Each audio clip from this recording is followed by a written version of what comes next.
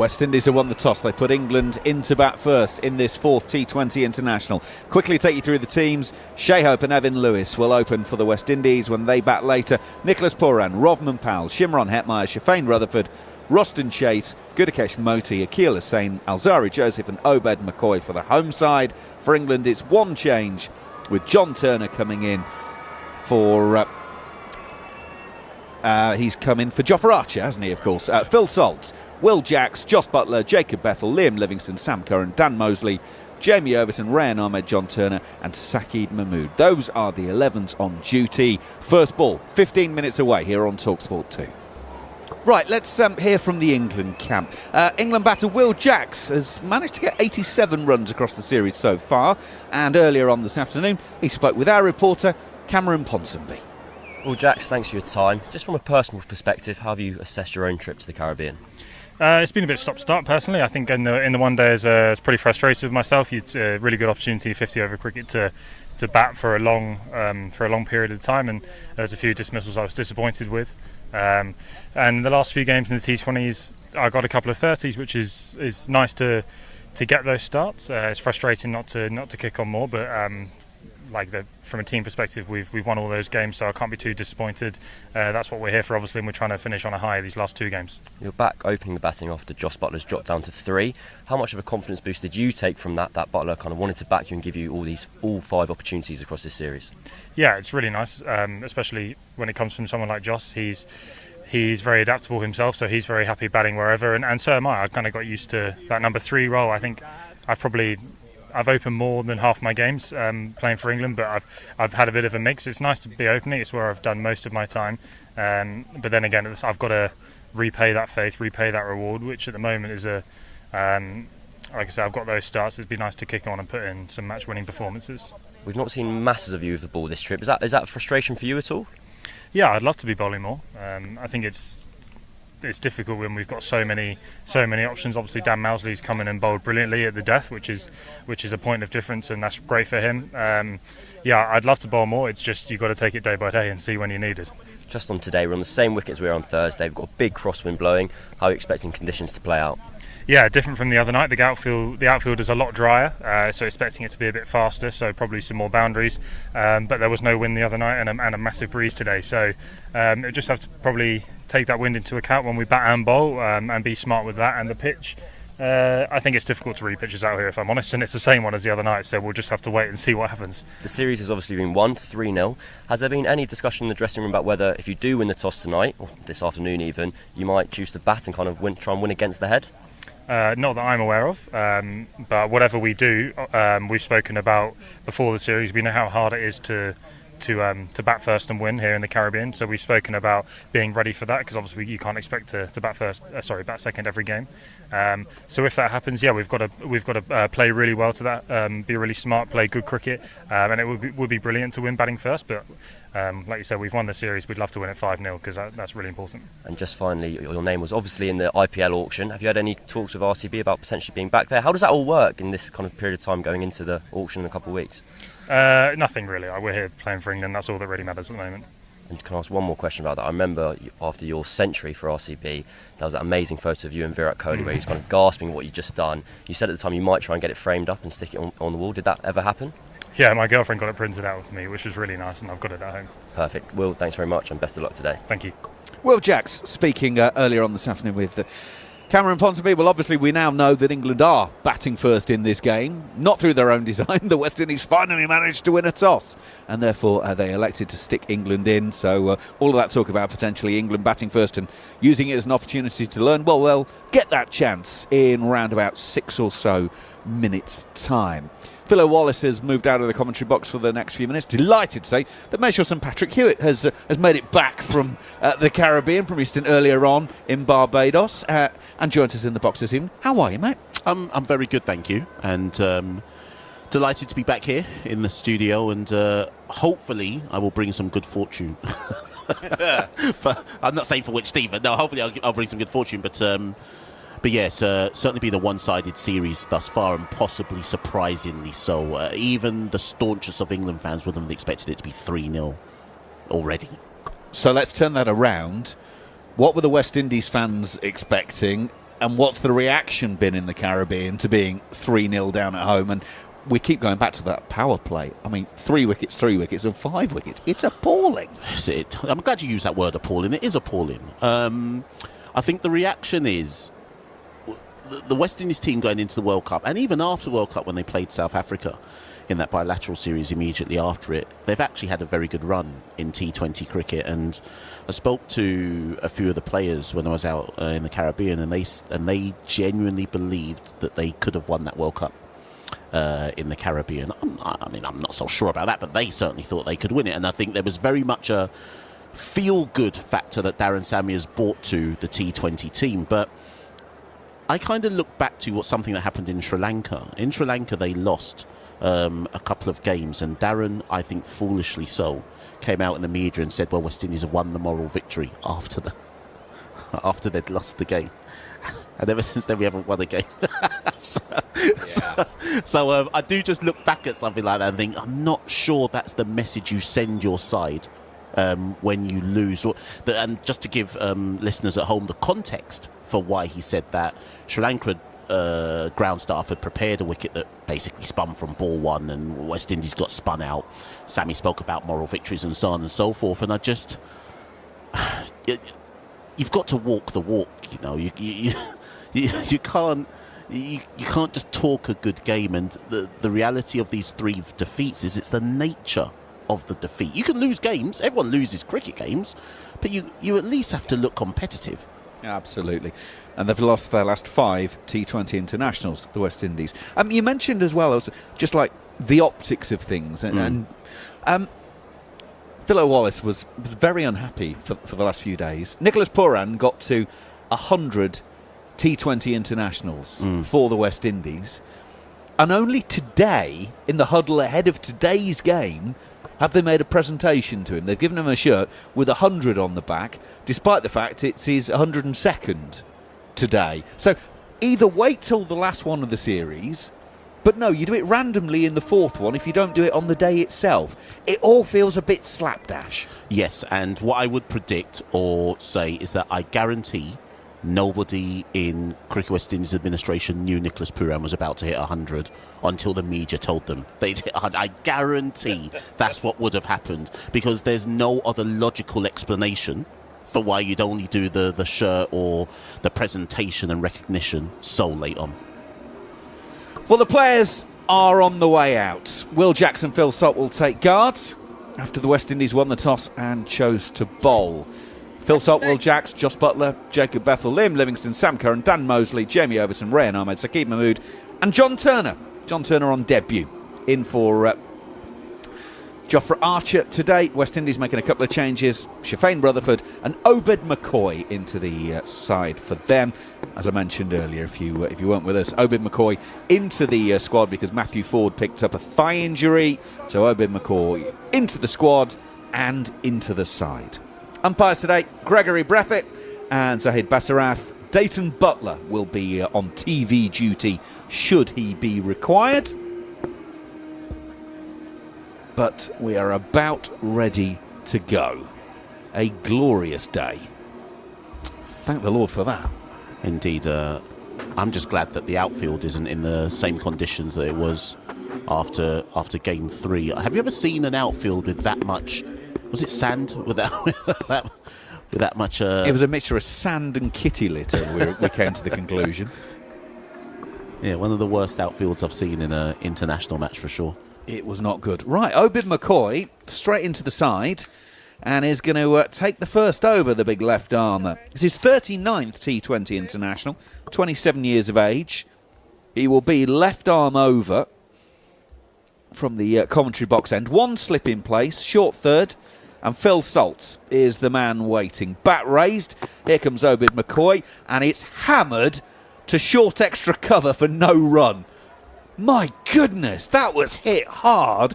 And Shea Hope's just taken that like it's gently tossed to him and no problem at all. No run, but that was hit savagely hard. Yeah, I was watching the ball as if it was going to the boundary, only to see the cameraman. The cameraman was following my eye line as well. But that was very nonchalant from Shea Hope there. Either side of him, and it's a certain 4. He's a big unit, is Obed McCoy. He's in once again, left arm over, swinging into the pads of Salt, and he's clipped it through wide mid-on for 4. He didn't get the boundary from the first ball, he did get it from the second. That one started too straight, swung in, and only made contact with the middle of the bat. 4 without loss. Yeah, it's going to be very interesting to see how England get going in this power play. I think everyone's made quite a lot of, and possibly rightly so, the importance of the toss, and it'll just be intriguing to see now that West Indies have won the toss, how much swing and movement do they get in the first 6 overs, or was that good England bowling or possibly bad West Indian bowling, depending on what happens. 107 runs for Phil Salt in the series so far from 63 balls. Obed McCoy in once again. He's taken Salt on the pad. Jacks is offering to come from the non-striker's end, and there is no run. Oh, that's a bit of... oh, that is terrible cricket. I was about to say messy cricket. That is going to be 4 leg byes. So it came off the pad into the leg side. The fielder comes in, picks it up, wangs it back towards the keeper, but doesn't find the keeper, and it goes down to the third boundary for 4. It's Shafane Rutherford who cleared the keeper by about a metre. He threw that like he'd never thrown a cricket ball before, like someone was holding his shoulder back. Did you see it? You know when you throw a ball to like a 3-year-old, they try and throw it and they don't know how. I think what happened was he was going to throw it really hard, and then he went, oh, he's not quite ready, and then he's ended up stopping halfway through. I'll take some off it, and oh my good. But good evening, Jared Kimber, by the way, who was with us once again. Well, that's an entertaining start. Sloppy cricket to start, 8 runs already off the first 3 balls. Let's see if Obed McCoy can respond with a tight remainder of this over. Obed McCoy in, swing and a miss from Salt. I get the feeling that Salt's feeling Obed McCoy's pace is not going to trouble him that much, because that was a stand and deliver aiming over mid-wicket, and it's through to the keeper, no run. I think what's quite interesting as well, Obed, is what cricket has he been playing prior to... Obed hasn't played since the CPL. So that's, we're looking at... Obviously, he may have played some domestic cricket. His last T20 international was in August when they played against South Africa in Taruba. So, certainly internationally. In goes Obed McCoy, and it's launched back over his head by Phil Salt, and it bounces just short of the boundary sponge. The over, well, officially it'll be 8 on the bowler, but it's 12 on the scoreboard with the extras. 5 balls in, 12 without loss. Obed McCoy is looking a little bit stiff at the moment. Yes, that's the exact word I'd use. His run-up doesn't feel smooth. He's never been the smoothest of runners, but it's very jerky as he's running into the crease. Every ball thus far has looked like a bit of a loosener. A very expensive start. Yeah, the trouble is he's 5 looseners in now. Final ball of the over, slips out, by the way. Obed McCoy in, short ball, and Phil Salt has gone on the pull. Now, that's a slower one into the pitch that did Phil Salt for pace. I mean, he was only bowling 130 odd to start with. That one was down at 119. 12 without loss after the first over here on TalkSport 2 and the TalkSport Cricket YouTube channel. Phil Salt's got 8, having faced all 6 deliveries. Will Jacks will now get to join the party with the second over.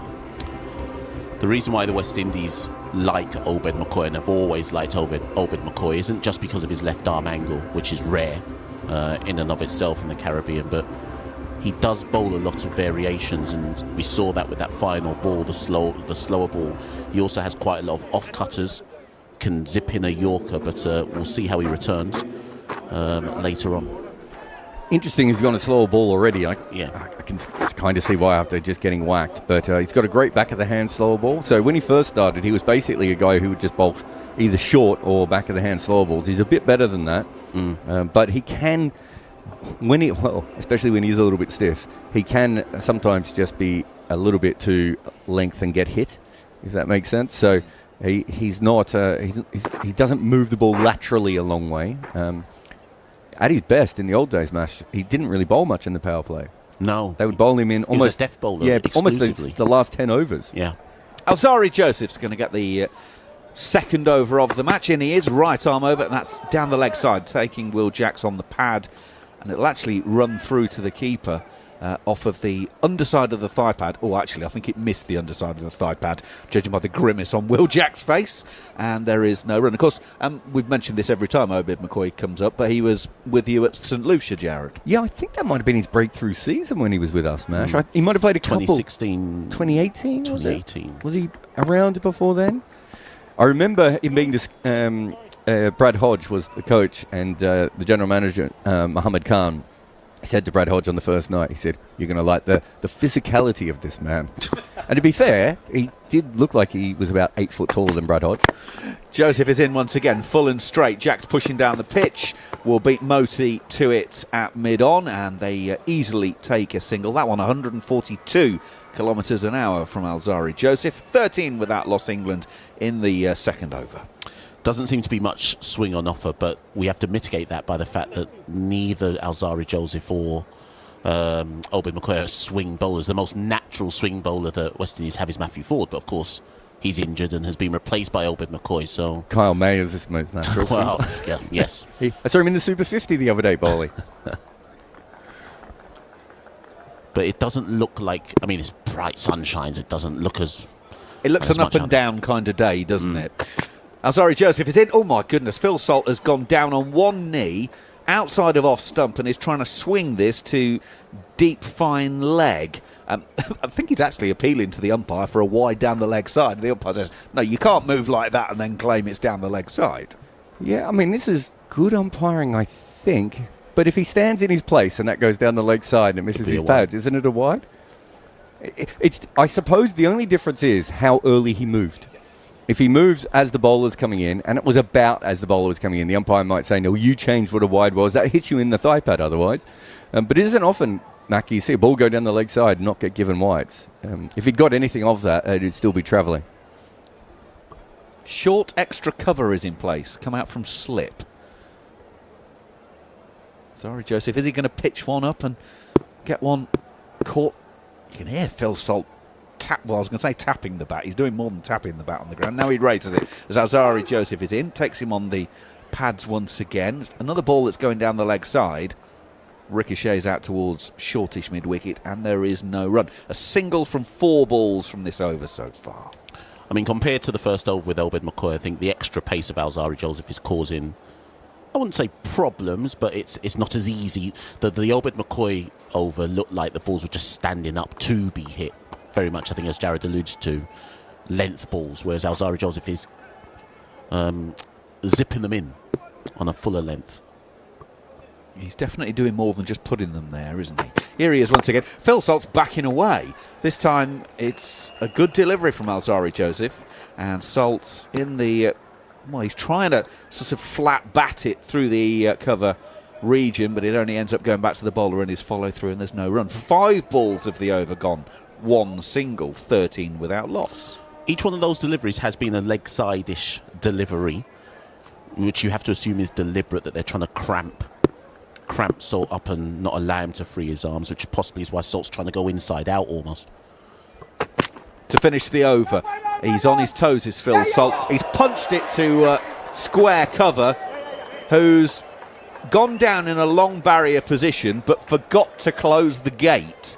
And it's gone straight through his hands, between his fingers. Is that Shimron Hetmeyer? Yes, it is. And I tell you what, Alzari Joseph is not a very happy man at the best of times. That's gone for 2, by the way, to end the second over at 15 without loss. What would really annoy me if I'm Alzari Joseph is Shimron Hetmeyer was giggling about that. And as we know, Alzari's got a fairly short fuse. That would knock the heck out of me if he was giggling and I'm the bowler. It's just as well Alzari's on his best behaviour at this moment in time. If he hadn't already walked off the pitch in Barbados, I think he'd be doing it right now. Or sorry, in Antigua, he'd be doing it right now. The interesting thing about that was that it actually went at a decent pace as well, Mac, because it wasn't really pushed with any strength at all. So the outfield's obviously, well, I mean, anything would be quicker than the other night, but it's a little bit more. But the other thing we've seen here is with 2 genuine seam bowlers, they decided Akil Hassan to bowl the 3rd over match. Right, so that tells me that they bowled McCoy just to see if there was... I can only assume they did just to see if there was any swing on offer, because Akil usually bowls in the... Yeah, well, they did this in the last game. They did Akil bowled the third over, and they went, yes. So that was actually quite pleasing to see that they didn't just stick with it. They did go seam both ends, and then Akil bowled the third over, and Romario Shepherd had bowled the second, and he then took the fourth as well. So it looks like this is now the new plan. So Akil Hussain is going to bowl left arm around, and Will Jacks is walking across his stumps and hammering this to Evan Lewis at long on for a single. 16 without loss, West Indies here on TalkSport 2. I think if I'm an opening batter, I would prefer to face Akil Hassan with the slightly older ball, because the new ball, there's so much lacquer on it, because obviously they have to dye these balls, so they keep extra lacquer on them, and it just slides on. I'm not saying he's not a danger in the third over, but I think in the first over he's a particular danger, because if you get it slightly wrong, it's just through you. Akil Hussain in for the second time, this time to Salt. Oh, he's short and wide, and Salt has hammered this. He's not timed it completely perfectly, but it will go into the boundary sponge away for 4. That was short, wide, begging to be hit, and Phil Salt obliged. England 20 without loss. That one looked like it slipped out of his hand almost, but it's definitely a rank longer hop that deserved to be put away. He needs that newer ball. Phil Salt, 14 from 11. Now go back to work, boys, back to work. Akil Hussain waits. And now walks in once again. He gets to the crease, delivers left arm around, and it's short again. And Salt has slapped this all the way over cow corner for 6, and that's into the concession stands. It's almost like England have said, Akil Hussain, you're not going to just bowl at us, because he's been brilliant in this series. 5 wickets at 13.2 from 12 overs bowled. It feels like a plan from England, this, to get after the West Indies' most impressive bowler so far. But he's just bowled 2 balls that have enabled Phil Salt to free his arms here, Mash. Yeah, that one was just too short, which is... I'm not used to seeing Akil do that twice in an over, much less once. Hussain is in. This time he's on leg stump, decent length. Salt will go to long on, and they'll take a single. 27 without loss. I've got his stats here. He has bowled, this is in the last 3 years, he's bowled 444 balls in the first over, 374 in the third over. He's going at 5.33 runs in the first over and 8.4 runs in the second. So there's a big jump up. There's a big jump up between those overs in general, but not usually that big, if that makes sense. Okay, that is interesting. Akil Hussain for the 5th ball. And again, Jacks goes across his stumps, swings across the line, an appeal for LBW. Gregory Brathwaite straight away says no. Now Akil's going, hang on a minute, lads, that's gun barrel straight. And my first reaction, the only thing that's saving him is the bounce. And I think that's going over the top. Yeah, I mean, I think Jacks is down on one knee, but I thought bounce straight away. And it doesn't look like they're... Yeah, Rotherham Powell's not interested in that. But you can see why Akil Hussain went up. Not away. Half. It was very straight, wasn't it? But yeah, it was too high, I think. I don't think any of them really seriously thought about it. Robin Powell seemed to be the first one to say, I don't know where he's fielding, but he seemed to be the first one to say, no, it's not for us. I think the bowler wanted a little bit of love. He wanted a bit more support and to have at least a discussion and then go, no, we're not going to review it. Akil Hussain to finish the over. Down the pitch comes Jacks, launches Akil Hussain back over his head for a massive 6. That clears the boundary sponge, the advertising hoardings, and pretty much everything else that's in there as well. That's a monster of a shot from Jacks. Akil Hussain's over, definitely been targeted. 1 over for 18. England 33 without loss after 3. Yeah, it feels like a tactical decision to not let Akil Hussain settle into any kind of groove today. But I think Akil also has to look at where those deliveries were landing in that over. Each one felt just... He didn't send in the quicker one at any point, and he has got a quicker ball. I just wonder if he was trying to see if the surface was giving him anything. And we've seen 3 overs now, and apart from Alzari pitching it up, we've not really seen anything deviate off the surface. If anything, it's holding up to be hit.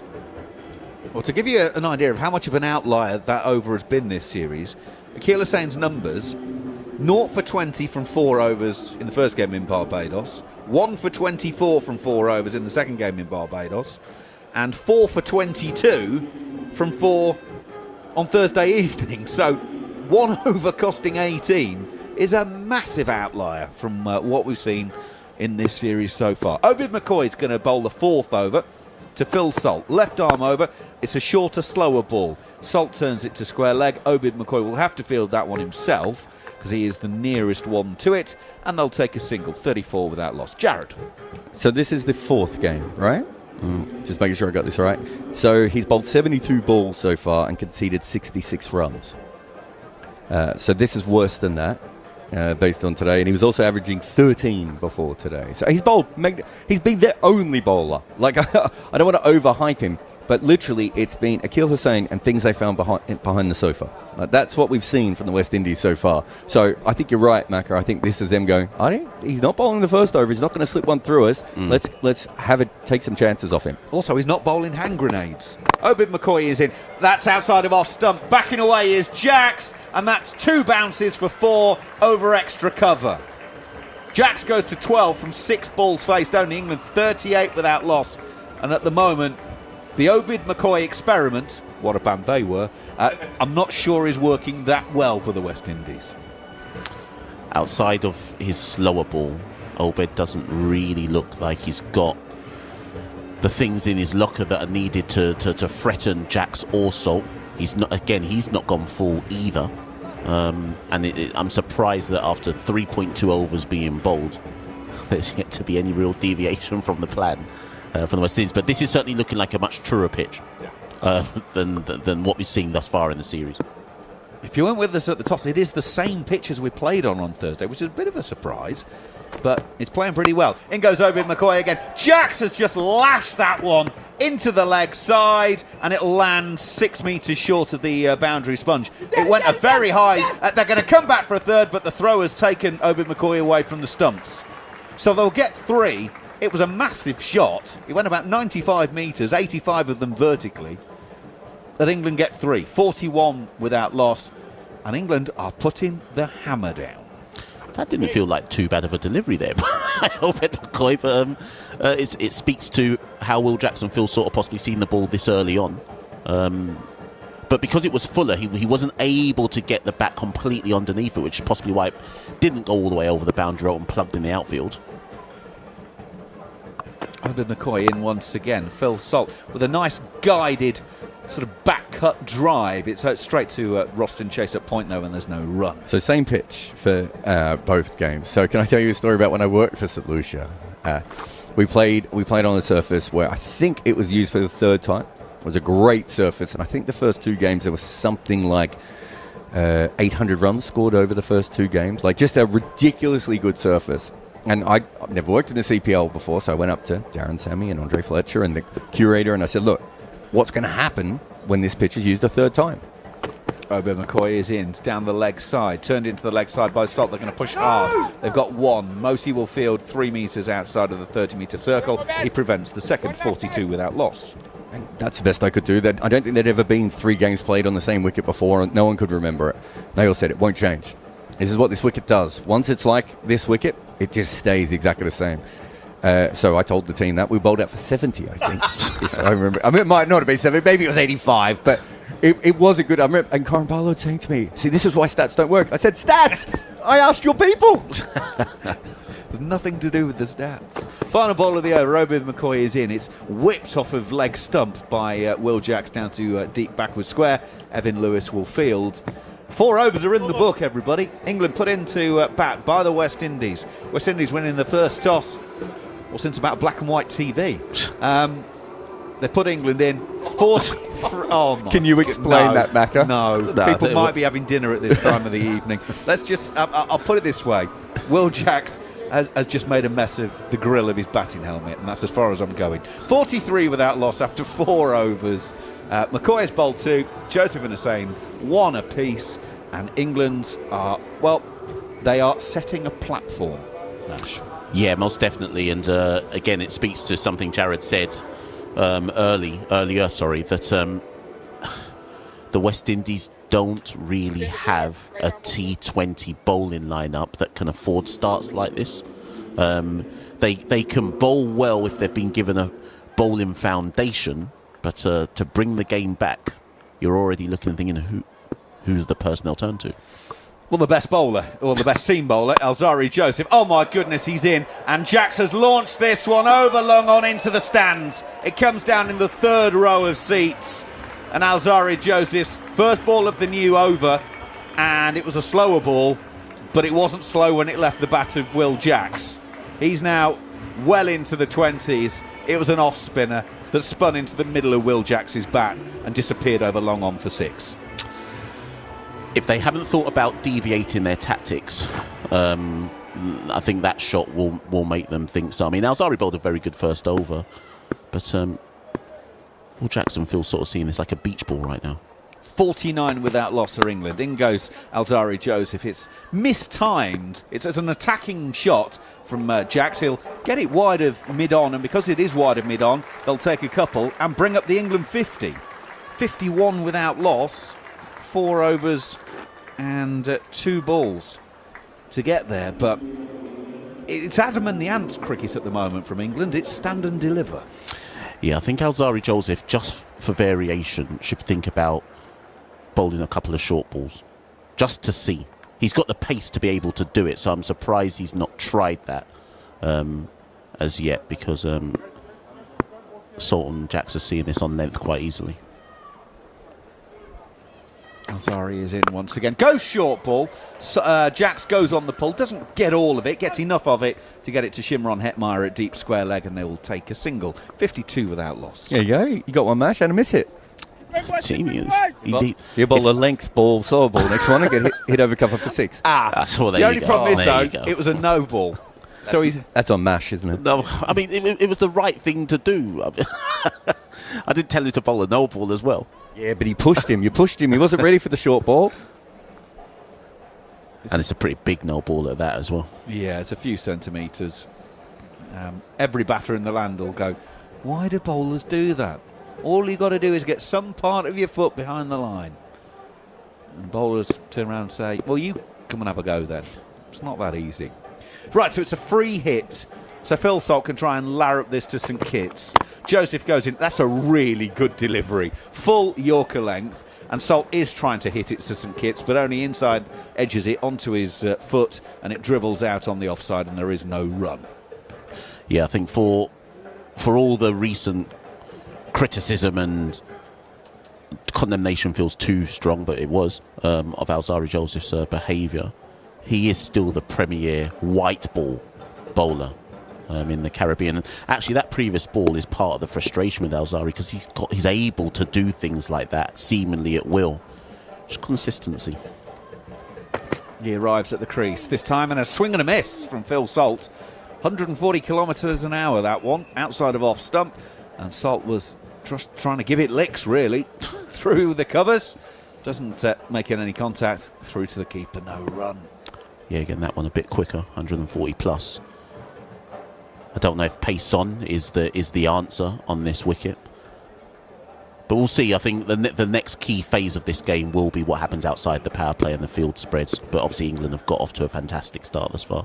Well, I think we found out what's not the key so far this evening, so you might as well go through all of the plans to find it.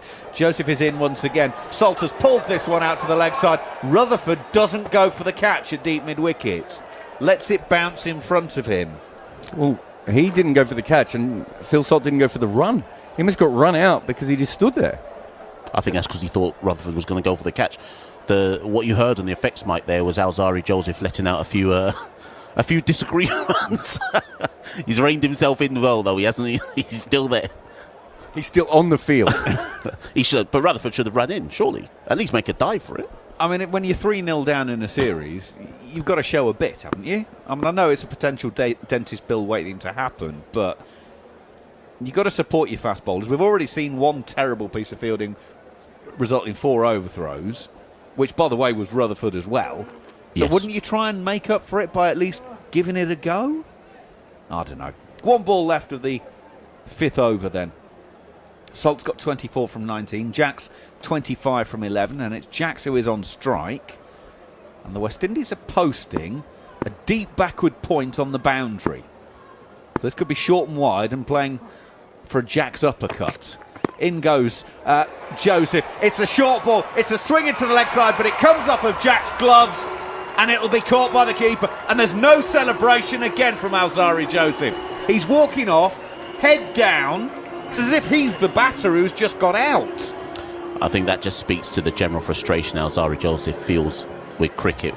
I think he feels he should have had far more international wickets given what tends to happen to him. But ultimately, Jared, the short ball ploy worked, which is what I thought Alzari should be doing given his pace. I think it was 3 miss-hits in a row. So, yeah, we saw, I think, 2 of the play and misses off Obed were shorter balls as well. So I think there's still, I know this is going to look a little bit silly because they're 54 for 1, but I actually think there's a little bit in this wicket still, Macca. You keep talking, Jared, because we're going to get out of the way because John Norman and Philo Wallace are coming in. I just don't think at the moment they have their sort of lateral, the bowlers with the ability to move the ball laterally to take anything out of this wicket. And so it hasn't looked as good. And then Akil Hassan didn't bowl very well, and Shafane Rutherford threw one over someone's head, and all the things that you don't want to do early on. But I don't think this is a 54 for 1 pitch in the way that the ball is coming on. We've seen a couple of plays and misses, but there is no lateral movement. And that's what England have realised, that there's nothing going on sideways, so they can just swing through the line. But in that case, he just followed Will Jacks. It wasn't a traditional short ball, really. He followed Will Jacks a little bit there, and then it punched it really up in the air, and there were 2 fielders that could have caught it. Didn't Puran drop something like that the other night, though, John? He did. It was a more difficult chance, the drop there, wasn't it? It was coming over his shoulder, and he managed to overrun it. Joseph was the bowler again, though, wasn't it? It was a short delivery. It came in the space of maybe 4 or 5 deliveries when Liam Livingstone was dropped twice, both times by Puran. One standing up behind the stumps, the spinner Hussain, and once short delivery. He dropped 3 times, Livingstone. He was Hetmeyer as well. Out the boundary. That was a tough one. That was a toughie. But the other 2, well, and it was quite a close game in the end, wasn't it? They probably win if Puran takes one of his 2. Probably. You'd think it was, but it wasn't. Hussain, whose first over went for 18. He's going to bowl a second over in the power play. 54 for 1 then. You're listening to TalkSport 2 and the TalkSport Cricket YouTube channel as Hussain is in. This is going to be plenty of flight, very full. And Salt, who, as many of the English batters have been doing throughout this series, has been giving himself a lot of room, but can't steer the ball past the fielder at point. So a wicket has fallen. Will Jacks has gone, caught behind. Butler yet to face, and this is flatter, and again Salt exposing all 3 stumps, and this is actually aerial, not too far from the bowler as well, straight down the crease, and it's a run. Philo, you well? Yes, I'm very well, John. How are you? Yeah, good. I was wondering how England will go about things today, and I mean it's just been wild abandon pretty much. Yeah, because the surface is a good surface. There's no lateral movement. It's very dry. Ian Bishop said it's very hot. And I honestly believe that Rafa Paul misread the conditions, because West Indies will love to bat in these conditions where there's no lateral movement. But say that, I thought Alzari bowled Jacks well. There's a poor shot that Jacks played actually. When you're in, you just need to solidify it and bat deeper to give himself so much room and get bumped out. I think that was a very poor dismissal on Jacks' part. Round the wicket comes Hussain, and Butler gets off the mark first ball with a single to mid wicket. Yeah, I don't think this is... In the last T20s when we were in Barbados, I think he really wanted to bat second under lights. I'm not sure that's what we saw the other night. It looked really tough to bat under the lights here the other night. So it doesn't make as much sense to be automatic with it. And there just hasn't been any lateral movement at all. I think it's a mindset for West Indies that they just come back first, which is a bad mindset. Hussain in again. This is wide, and Salt cuts this for extra cover. West Indies have chased in last 7 times West Indies have chased in a T20, they've won 6 of them, and that's from our scorer Gary Morgan, so possibly one of the reasons why they want to get a win on the board. Salt facing up then, 25 from 22, once again gives himself some room and almost plays a golf shot here. Beautiful swing of the bat, lofted drive, up and over long off and away for 6. That's a very good shot there from Phil Salt. He held his position well, although going outside leg stump, but he hit straight through the ball. Akil Hussain trying to follow him, give him enough room to get under the ball, and he just lifted clean straight over long off. A very good cricket shot. So been a inexpensive over up until that point, but one ball left of the power play. 62 for one. Salt 31 from 23. And Hussein is in. This is darted in, and Salt is onto this quickly. He's not going to pick up a boundary though. No real timing in this Paul, but he will take strike at the start of the next over. He moves to 32 and scores at 63 for one here on TalkSport 2. He hasn't bowled many quick ones today, but I can tell you what, he has bowled a lot of short ones. That was another one. He's bowled more short ones than Obed McCoy did. Yeah, he's pulling the ball down. He's not completing his action. Akil Hussain obviously rushing the action. But one thing I'll tell you, Phil Salt facing Akil Hussain, you can see that Salt is taking the attack to Akil Hussain. We know that Akil Hussain has gotten him out on many occasions, but you can see the determination of Phil Salt's face to really try to get on top of him, which he's done successfully so far. 63 for one in 6 overs. They're scoring at 10.50 runs an over, which is very good. I know we're going to see Gudakesh Moti into the attack for the first time. Yeah, first ball from Moti, very wide of the crease, and Phil Salt has swatted this. It's in the slot and it's disappeared. New balls please. 38 for Salt, and the score moves on to 69 for one. There's a village of food trucks up the road from the ground, John, as you may remember. I think that's where that ball has ended up.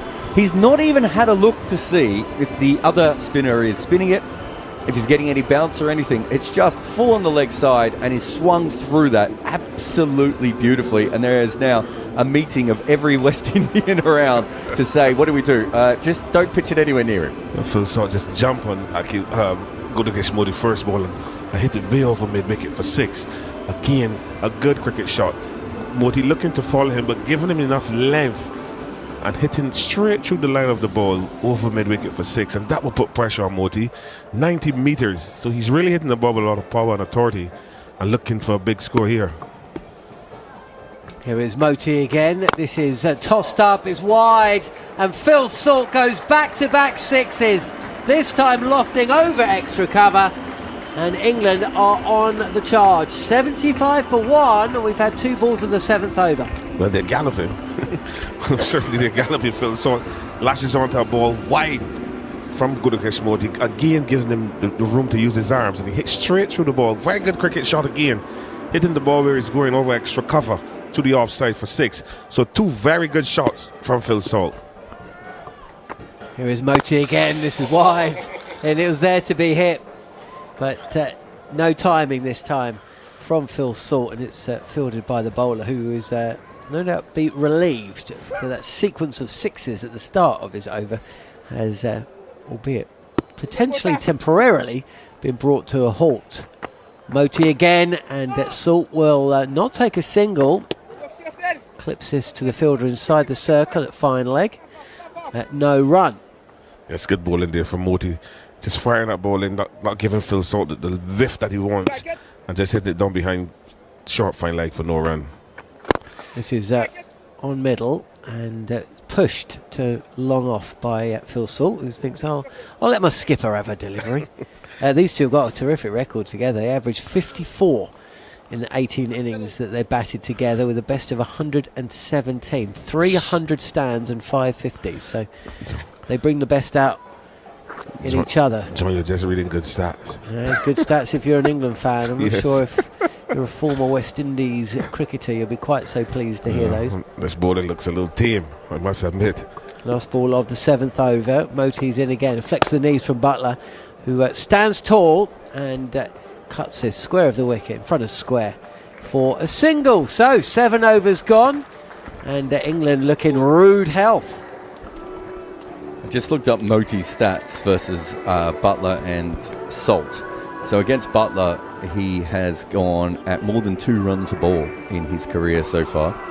And against Butler, it's a little bit slower. It's 10.5. Did I say the first one was against Salt or against Butler? You said it was against Butler. Sorry, the first one was Salt. So he goes at more than 2 runs a ball against Salt. And at just less than that, 175 strike rate when he's bowling to Butler. So is that a large sample size? It must be a few. It's 108 games. Balls to Salt. It's quite a lot then. He's only ever got him out once as well. Blimey, that is a lot. It's not a lot to Butler. It's only 28 to Butler. So majority of that is to Salt. But yeah, Robin Powell Wow. I suppose with this lineup, Philo, they kind of have to bowl someone like Rodman Powell or Shafane Rutherford today. Well, celebrating his 102nd at T20 for West Indies, Rodman Powell brings himself on. And he's pushed for a single up to long on. This is really amazing because when the wicket was doing a bit in the first couple of T20s, he didn't bowl. Now he's on a dry surface. He's bowling, and obviously Roston Chase is also in this squad, who's the other spinner. So it's quite strange a decision. But when you look at those stats, Moti has not been included in the test squad to play against Bangladesh. He's been given permission by Cricket West Indies to play the global T20 for the Amazon Warriors in Guyana, starting later this month. I feel like he's just not controlling his length the way that he used to. He's gone off the boil a bit. He's been playing a lot of cricket, and I don't understand. We always talk about managing the workload, but they only let to manage workload of the fast bowlers, not the spinners. He had a very good year so far, but he's kind of tapering off now. Maybe he's tired and needs a bit of a rest, but he's in this T20. He has to bowl. Here is Powell again, and this is club down the ground. Phil Salt getting off and running the first one quickly, but tell you what, that's beaten both fielders at long on and long off, and it's another boundary to the score. 82 for 1 now, England. I never thought he'd time it that good. It didn't sound that way off the bat, but obviously he got good bat on it. He flat batted short of a leg delivery from medium pace of Powell straight down the ground and bisecting long off and long on and across the boundary for yet another 4. Phil Salt is in full flow here in St. Lucia. Also, it's fair to say that the ground's a little bit quicker at the moment because that went through 2 sand traps and still went for 4. Powell again. This is that beautiful cut shot from Phil Salt, who's going to reach 50. Not all about big power shots down the ground, and this wasn't that wide either. Big backward point, picks up 4, raises the bat to the dressing room. He's 53 now, Phil Salt, and score England. 2 balls left to the 8th, 86 for 1. John and Barbados will call that half rice, half pie with a splash of beef stew. That was how good that shot was. That was a fantastic cricket shot from Phil Salt. Powell is not the quickest bowler. He's medium slow, but to get the timing and placement was very good. Yeah, we've seen some good timing down the ground and square the wicket from Phil Salt, who again, this time beats mid off. Joseph comes into field, just a single. Say that again. In Barbados, we say what? Half pie, half rice. Hang on, half pie, half rice. Yes, with a splash of beef stew. That's how sweet that shot was. And that is macaroni pie, huh? With a splash of beef juice or stew? Beef stew. Beef stew. And that 50 obviously for Phil Salt met the approval of acting coach. Here is Butler. Touched fuller and pushed for a single by Butler, who's quite happy taking his time at the start of his innings. 8 overs in here on TalkSport 2. England aren't taking their time. Phil Salt 54 from 33 balls. And the 88, England 88 for 1 in 8 overs. And Rafa Powell's first over cost 11. So they're going at 11 runs over quite comfortably here.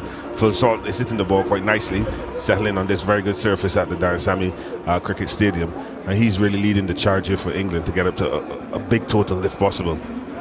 For Akil Hassan back on, I think that's probably because they've realised that Moti's going to go here. I just want to look at Moti's workload here. He bowled 442 overs this year, 334 last year, 321 the year before. He bowled about 150 in the 3 years combined before then. So he's basically gone from an amateur cricketer to a top-level professional. Here is Hussain, start of his 3rd. And it's pushed by Butler to extra cover, no run. So clearly his workload has increased. Yeah. So early in his career he bowled a little bit more, but yeah, he's basically gone from amateur to fully professional, and he's just bowling so much. It might be his fingers or his elbow or his shoulder is causing issues. This is down the leg side, swatted away, poor shot from Hussain. He's going to get away with it. There's a fielder out there, back with a square on the leg side. Poor ball from Hussain, not poor shot. Oh, sorry, yeah, poor ball, not poor shot. One thing about Guterres Modi, he plays for Guyana in the franchise. He's in the Guyana franchise, and in the first class season, a lot of spin bowls. Versami Pamal, Moti, a lot of spinners bowl in the first class competition. So he would have bowled a lot. And obviously he has not really missed series or games. He's been consistently playing. And obviously, his body will get tired. He's a human being. But that is something that the Darren Sammy and the other management unit members will have to discuss going down the road. Here is Salt then, 54, and there's a fraction of width. Goes through with a shot, does Salt, could be caught here, but it's just dropped short of Obed McCoy. I mean, that is some dive put in from McCoy, who's running from the boundary at long off, but he's immediately signalled that the ball may just have dropped before he got to it. Saw a chance that Shafane Rutherford earlier on today didn't even attempt to try and catch it. Oh, I tell you What a pickup that is. You talk about losing your teeth. I would have thrown that up. He's an honest cricketer. Yeah, it definitely bounced, but I would have thrown it up just so they could show it on the big screen a few more times. He's honest. But a very good delivery from Akil Hussein. Just hold it back slightly and bowl it wider. And he was defeated there, Phil. So looking at it over long off, but the ball bounced a tad more. And he didn't, obviously, very lucky. Obed McCoy got the ball on the first bounce. But a good moral victory for Akil Hussein. He would have preferred the wicket, as we see him shaking his head. But that is the way how cricket goes. You'll have to give credit for Obed McCoy for putting in such a very, very good effort. We haven't seen a lot of this stuff in the last 3 T20s, so it's good to see a newcomer's come in. His first game of putting in the effort in the field. Just talk about the technical skills there. He was coming in to catch it with his hands down, realised mid-dive that it was going to drop short, and flipped his hands over and then gloved it perfectly. And he doesn't play baseball. It's a good, good skill. Hey, he's a good hitter. Have you ever seen him hit a six? When he hits a six, they disappear. He wouldn't be a bad baseball. He's got a big arm as well. Is it playing on a 10p? McCoy hit a 6. Have you never seen him hit it? Oh, when he hits the ball, he doesn't hit him very often. Okay. With a surname like McCoy, he should be playing for the 100, shouldn't he? Or in the 100. Shot. Butler this time. He's going to pick up 4 here. I tell you what, as easy as you come. It was a fraction wide. Butler has moved a touch to the leg side and then just lofted this delivery up and over the fielder inside the circle. Big expanse at extra cover, and he'll take 4. That's a fantastic shot for Josh Butler. Just going onto the back foot, opening his left side and just hitting it over extra cover with a lot of ease and authority. One of his favourite shots, and down to the boundary for 4. They've put on 40 runs in 22 balls. So your stats are very good on these two. They feed off each other. Goes again, does Butler. Now he's swung across the line. He's got the height and he's got the distance. 100 up for England. Butler moves to 15 with a big 6, a steepling, towering hit that had the fielder on the boundary at long on, interested, but it sailed over his head and away for a maximum. Well, Pooran said catch it, so that is clear indication they mistimed it. But he hit it so well, it went sailing for 6, 46 runs off 23 balls, and Butler's contributed 15, 100 up already. West Indies are steering down the barrel. Last ball of Hussein's over. It's a touch fuller, and Butler will take a single. He runs the first one very fast, but it's Obed McCoy running in from the boundary. And 1 run is all it'll be. Another expensive over though. Hussein has gone for 40 from his 3. 101 for 1 England, with Salt past at 15, Butler 16. And maybe that last over and the one that was bowled by Moti is one of the reasons why Roston Chase hasn't been thrown the ball yet. Well, I think Roston Chase is a smarter bowler than Akil Hussein, and Moti will bring a bit more guile and trickery to his bowling, but obviously Rahman Paul will have to make that decision. But Butler's come in and he's played some fantastic shots. He's 16 from 9 balls and he looks good. And Saul has been there from the beginning. He's 55 from 34, really getting into good stride on a good surface. And obviously 101 for 1 after 9 overs. The decision to send England in, Rahman Paul might be asking himself, did I make a mistake? I wonder if the reason we haven't seen the off spinner is just, well, we're seeing him now because they don't have a choice, but I wonder if we hadn't seen the off spinner just before because they're a bit worried about the 2 right-handers and everything Salt's been doing. Salt likes to give himself room though, so I kind of think an off spinner can, if he's bowling well, cramp him up a little bit. We keep hearing this modern day term called matchup. I know you're going to buy a pair of shoes that match. Butler is going to face the first ball from Roston Chase, and this is a drag down. It's fielded at short fine leg, and the bowler has certainly got away with one there. Just a single to the score. 102 for 1. When was the last game? Thursday. They all look stiff. The bowlers look stiff. Roston Chase looks stiff. First ball is a drag down the side leg stump. He got away with murder. and just get a single down behind square short fly leg. Again dragged down. There's a shout for caught behind and given. Phil Salt could have picked any part of the ground on the leg side to deposit that, and possibly caught between 4 or 5 mines. He's half-heartedly gone for the pole, and he's been caught behind for 55. A shake of the head from the England's opener, but he's got to go. England 102 for 2. Yes, and a knockless delivery from Ross and Chase, going down the leg side. Salt looking to hit it down behind square, and Pooran coming up with a very good take, a big appeal.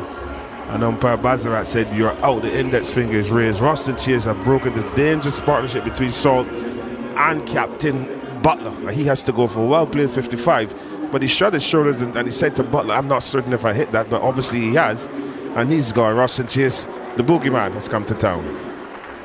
Wow. We were wondering why Ross and Chase hadn't been brought on. I can't say it was the best delivery I've ever seen him bowl, but I did watch him take an 8-fer against England at the Kensington Oval back in 2019. So he does have pedigree when it comes to dismissing England batters, but Phil Salt was still shaking his head in wonderment that that's got rid of him. Yes, a very poor delivery down the leg side, but there's a wicket to Ross and Chase. Well done, well bowled. And Pooran obviously have taken 2 catches. The 2 wickets have gone. Pooran has taken both, and he dropped 2 on Thursday night, but it's too late. But good for Ross and Chase to come into the attack in the 10th over and pick up a wicket in the second delivery, and that of Phil Salt, which will obviously ease the pressure a bit and give Rovman Power a bit more breathing space. And there obviously is a water break, and they just need to regroup and just try to refocus where they're going to bowl the remainder of this innings.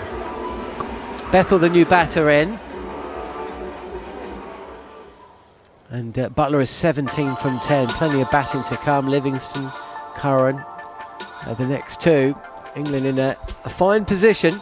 Saw a real high-scoring T20 between South Africa and India. Yeah. Earlier today, India posted 280 odd. I think from their 20. Was that today? They all merged into one. Yesterday, my producer Scott's telling me. I think that we're going to soon see 300, in a T20 game again. But when you look at the Indian batting, they batted really well and playing in South Africa as well. And then they're looking to go to Australia for a test series. So a lot of credit to India, how they've played in this T20 series. And obviously I give South Africa hiding in their own backyard. I tell you what, I'm not sure there's a better crowd in cricket than South Africa. Those South African cricket consistently puts up, certainly for the white ball cricket. Yes, they love the white ball cricket, and they support the Proteas all the way through. You got to remember too, they've made the finals in the T20 World Cup, so that will give them a lot of hope and support, and the support is what they need as well. I'm just surprised that Markham has not really been hitting his mark as a batter. He's been struggling in the white ball format for a little while. But South Africa, obviously, you know that they're quality. They have Clarkson back, so you expect him to soon strike. He's one of the big catches in the IPL, so they expect him to come back, and do really well in this white ball series. But going forward, you can see improvements are being made by South Africa's cricket. For sure. They did come close to winning that T20 World Cup against India, of course. But back to this, St Lucia and Roston Chase.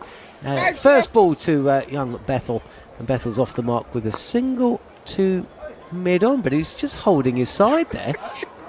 Well, you said the West Indies looked stiff after that Thursday match. Well, Bethel is immediately holding his side as he maybe runs surfing. down. He just punched the ball down to long on, and then he hunched over, flexing his right side. He need to be careful here. Obviously, West Indies will take a close look at that. Flat, and Butler misses out again. These darts that Roston Chase is firing in have been inexpensive and effective. He's a smarter bowler than the other 2. He uses his height and he uses his guile quite well. Yeah, he is a tall man. He also had a little touch of fortune. This is again darted in down the leg side. Just a single taken to deep square, and Bethel's back on strike. We'll just see what happens with him. Yes, obviously that ball darted in at the legs of Josh Butler and just push it into forward square, picking up a single. Evan Lewis, the boundary rider for West Indies in these white ball games. coming around quite nicely to his left and getting a single, throw the ball to Pooran for a single to Butler. So Bethel is back on strike. A Barbadian to a Barbadian. Here is Chase round the wicket, and Bethel will take a single to the left of Roston Chase, who fields wide mid-on, and that brings us to the end of the Oval. The highest totals batting first at Darren Sammis Stadium in a T20, 218 for 5. Well, at the halfway stage, England handily placed. They've lost 2 wickets. Jack's gone for 25. Salt for 55, both batting at a great rate. But to see whether England can threaten that record, it'll be the returning Andrew McKenna and also Michelle St Patrick Hewitt after a word from Jarrod Kimber. Yeah, just having a look at the figures so far, the spinners really have struggled, and then Roston Chase comes on and bowls a couple of balls down the leg side and picks up a wicket. But Hussain has gone for 13 runs in his per over, so 3 overs for 40, and Moti's gone for 14 in his. So 2 seamers who did slightly better, but we're seeing Moti come on again. To bowl left arm over to Bethel, hurries on to him, and he gets it through square leg and out to the boundary rider. So a single, 106 for 2. Well, we said at the start of the show, England's record batting first recently hasn't been great. Well, 10 overs later, it's not looking too bad. But can they keep it going? Salt and Jacks definitely got things off to a flyer. Just Butler, 18 from 12. All that is very short and very wide from Moti, and it's called wide by umpire Brathwaite, and it will be 107 for 2. He will bowl it again. 10.5 and over England going at the moment. Moti in. That's leg side-ish. Butler will turn it easily through square leg. Rutherford will get round field. It will be just a single. He's thrown that back into Nicholas Pooran, and again it's not a great throw. I don't know if Pooran pushed in front of Rutherford at the breakfast buffet queue this morning or something, but Rutherford's not doing him many favours in return. Moti bowls again. Bethel punches to long on. Easy single to be taken. 109 for 2. Yeah, I think Rutherford's given Pooran several hospital passes thus far in this match. That one was thrown right at his ankles. But interestingly, this is an interesting phase of the game here. Bethel's not set yet. Moti in. Butler goes on the reverse, but hits it straight to Akeal Hussain, who starts off at backward point, turns into backward square leg. No run, 109 for 2. Just finishing that point, if West Indies do want to try and drag this game back, this period of the game is critical right now. If Butler gets away. He goes on the reverse once again. It hits Pooran's pads, and there's no run. 4 legal balls of the over gone. Now 5, 109 for 2. I'm very critical of the reverse sweep. I'll tell you why in a minute. Moti is in, and it's round about middle of leg. Butler will turn easily through square leg. Single to take. The 11th over completed. 110 for 2 are England here on the TalkSport Cricket YouTube channel and TalkSport 2. And Marshall St Patrick Hewitt will continue that point. Yeah, so I'm going to see how Jarrod responds to it. But I think too many batters. Violently. I think too many batters. So in that last over, Butler went for 2 reverse sweeps. I think both times there was no need for it. And I just wonder if the reverse sweep has become a shot that batters use because they think they should rather than because it's on. I think in that situation he just saw 2 fielders up in the circle, and he... Roston Chase goes in. Butler is backing away to leg side. Roston Chase follows him. He'll be hit to deep backward square, and they'll take a single. 111 for 2. And he scores at, I think, 10 or 11 runs an over off Moti. And my guess is that generally what he does is he hits 1 or 2 down the ground. Moti gets a little bit spooked, and then the extra pace he uses to get past those fielders. I just think the problem with it is if the ball isn't delivered where you want it to be, and that's what happened in that situation, he ends up on the wrong side of it, right? So I get your general point. I don't think any batter would tell you it's a better shot than a standard shot. It's just they use it for many different reasons. Chase is in. Using his feet is Bethel. Gets to the pitch of it. Pushes to Shea Hope at square cover and there's no run. I guess the thing about it is because it's so predetermined, you can't bail out. Yes, there is no alternative shot. Whereas if you're thinking of coming down the pitch, you can always block and defend. This occasion it's Bethel who's going on the reverse. I think that came off his gloves. Seemed to lob up very gently and softly behind Poor, and they'll take a run, and it will go down into the scorebook as a run. So Bethel's got 5, England 112 for 2. One thing I would say is, like, there's a lot of players who play the reverse sweep, and they're playing it when the ball is actually spinning back into them. And I always think it's a bit, why would you need to necessarily play that shot at that stage? You've already got an advantage with the spinner. Chase in. Oh, Butler's waited on that one and absolutely walloped it over mid-wicket. He tried to play that shot 2 or 3 times previously and hasn't timed it. He's timed that one all the way for 6, 118 for 2. Yeah, just kind of rocked back and waited on that one. And I think there's a sense of, I wouldn't say frustration, but Roston Chase can be an annoying bowler to face because he kind of rattles through his overs, and he can get away with 4 overs, 1 or none for 25. And how will you let him do that when he? So I think that was more a case of we've got to get Chase out of his rhythm here. Well, Roston Chase has just handed the ball to the umpire to say, have a look at that for me, will you? Because it did rattle around outside of the boundary, but the umpire said, no, it's fine, you go and bowl it again. So he does. It's down the leg side. Butler goes down, and a gentle paddle through very fine leg. Obed McCoy won't cut that off before it gets to the boundary edge. It's 4 more, a 6 and a 4 from balls 4 and 5, and all of a sudden this over feels a very, very different thing. One, because of a highly powered bludgeon shot, and the second with a feather-like touch. Yeah, a different shot, but more of the same here. Trying to disrupt Roston Chase's line and ensure he can't get into a pattern. In goes, oh my goodness, Roston Chase. And Joss Butler is hitting so hard down the ground. Rodman Powell will field at long on. I mean, you hear the stump might pick up the sound of that Joss Butler bat, and it just sounds so violent.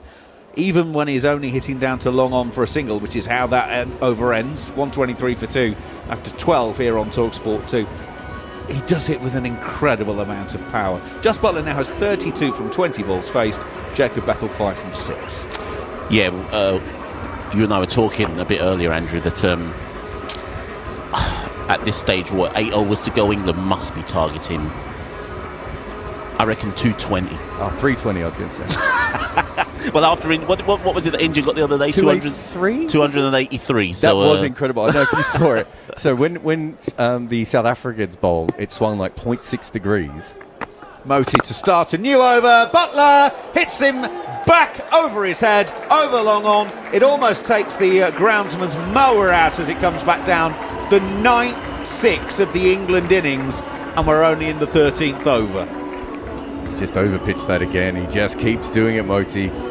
A year and a half ago, I thought he was one of the best, or certainly the most informed finger spinners in the world. He can't control his length anymore, and he's struggling more and more. That looked like the variation ball. He's trying to bowl like Akil Hassan, trying to roll his finger back through it, and instead it was a throw down on leg stump. Yeah, I like that description of throw down, yeah. Maybe Moti's playing too much cricket, Jared. I just said that I'll get to it in a sec. Moti is left arm around, it's short. Butler off the back foot hits to cover where Rodman Powell is. There's no run. He's bowled something like 1,000 overs in the last 3 years, and the 3 years before that he bowled 160. So he's out of the team in Guyana at that stage. Moti in once again. Butler on the reverse, and he's hit it straight to Roston Chase at short third, and the entertainment for the England skipper is over.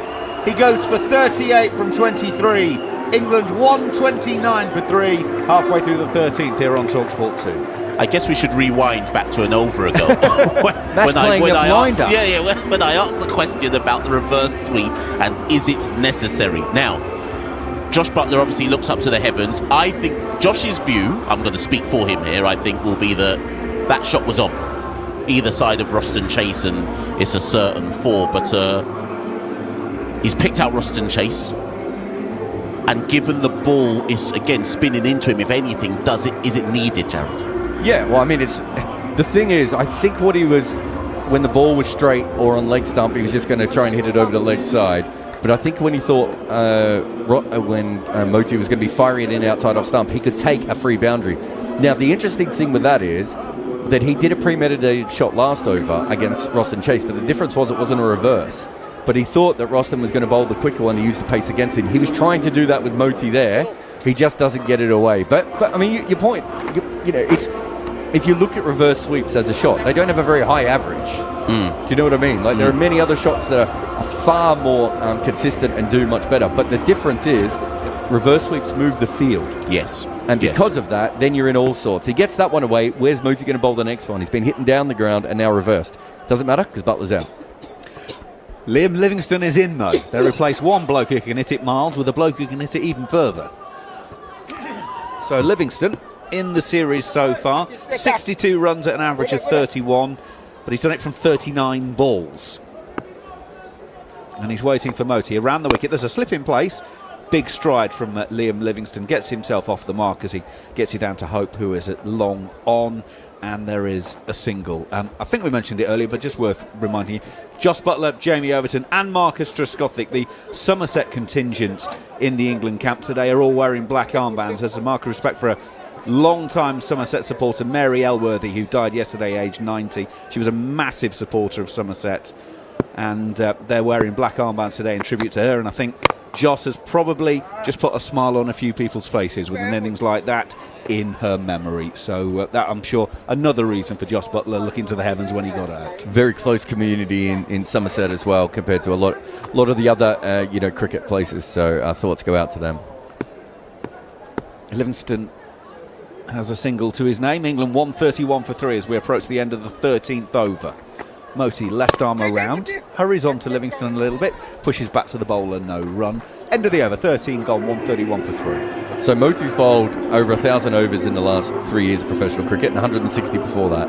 That over, he bowled 2 balls under 88 kilometres an hour. He would never have done that in Guyana. There's no reason to. The ball doesn't bounce above, pebble height, right? He would have just put the ball on the spot over and over again and occasionally bowled shorter if they started to use their feet to him. So I think he's having to change and develop his game, which is great, but he's just not being able to do it. And whether his fingers or his elbow or his shoulder, those are the ones that usually go if you're a finger spinner, so one of those. Whether those are giving him trouble, I don't know. But he's not controlling his length the way that he did when he first came into the West Indies. I think that's very good analysis there, Jared. And weirdly, Moti doesn't play much franchise cricket outside of CPL. So in a weird way, maybe he's underdeveloped. Chase around the wicket to Jacob Bethel, stays low, square drives this one. Obed McCoy is the man at short third, he can't get there, doesn't get close to it actually, goes away for 4, 135 for 3. Bethel's got 10 from 8, 9 4s and 9 6s from the England batters so far in this innings, and there is plenty of time to add more. Yeah, good shot there by Bethel, got to the pitch delivery, dissected the field. Any words on Obed McCoy's chase? Or lack of? I was going to say, if he'd done one, it would have been nice. It really looked like he was in a music video running in slow motion, didn't it?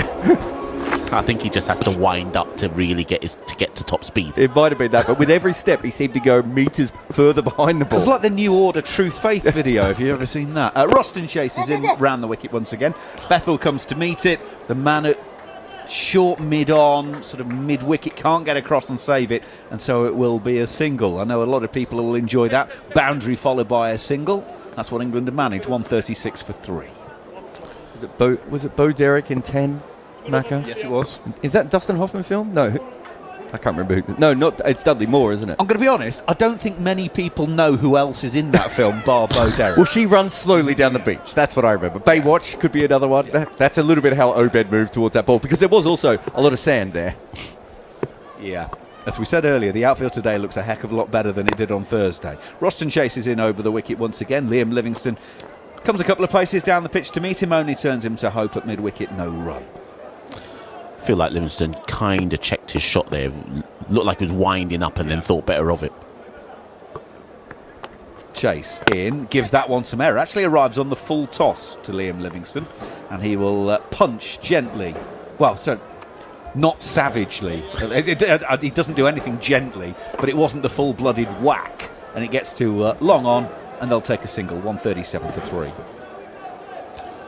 question, I guess, to both of you to think about over the next few overs.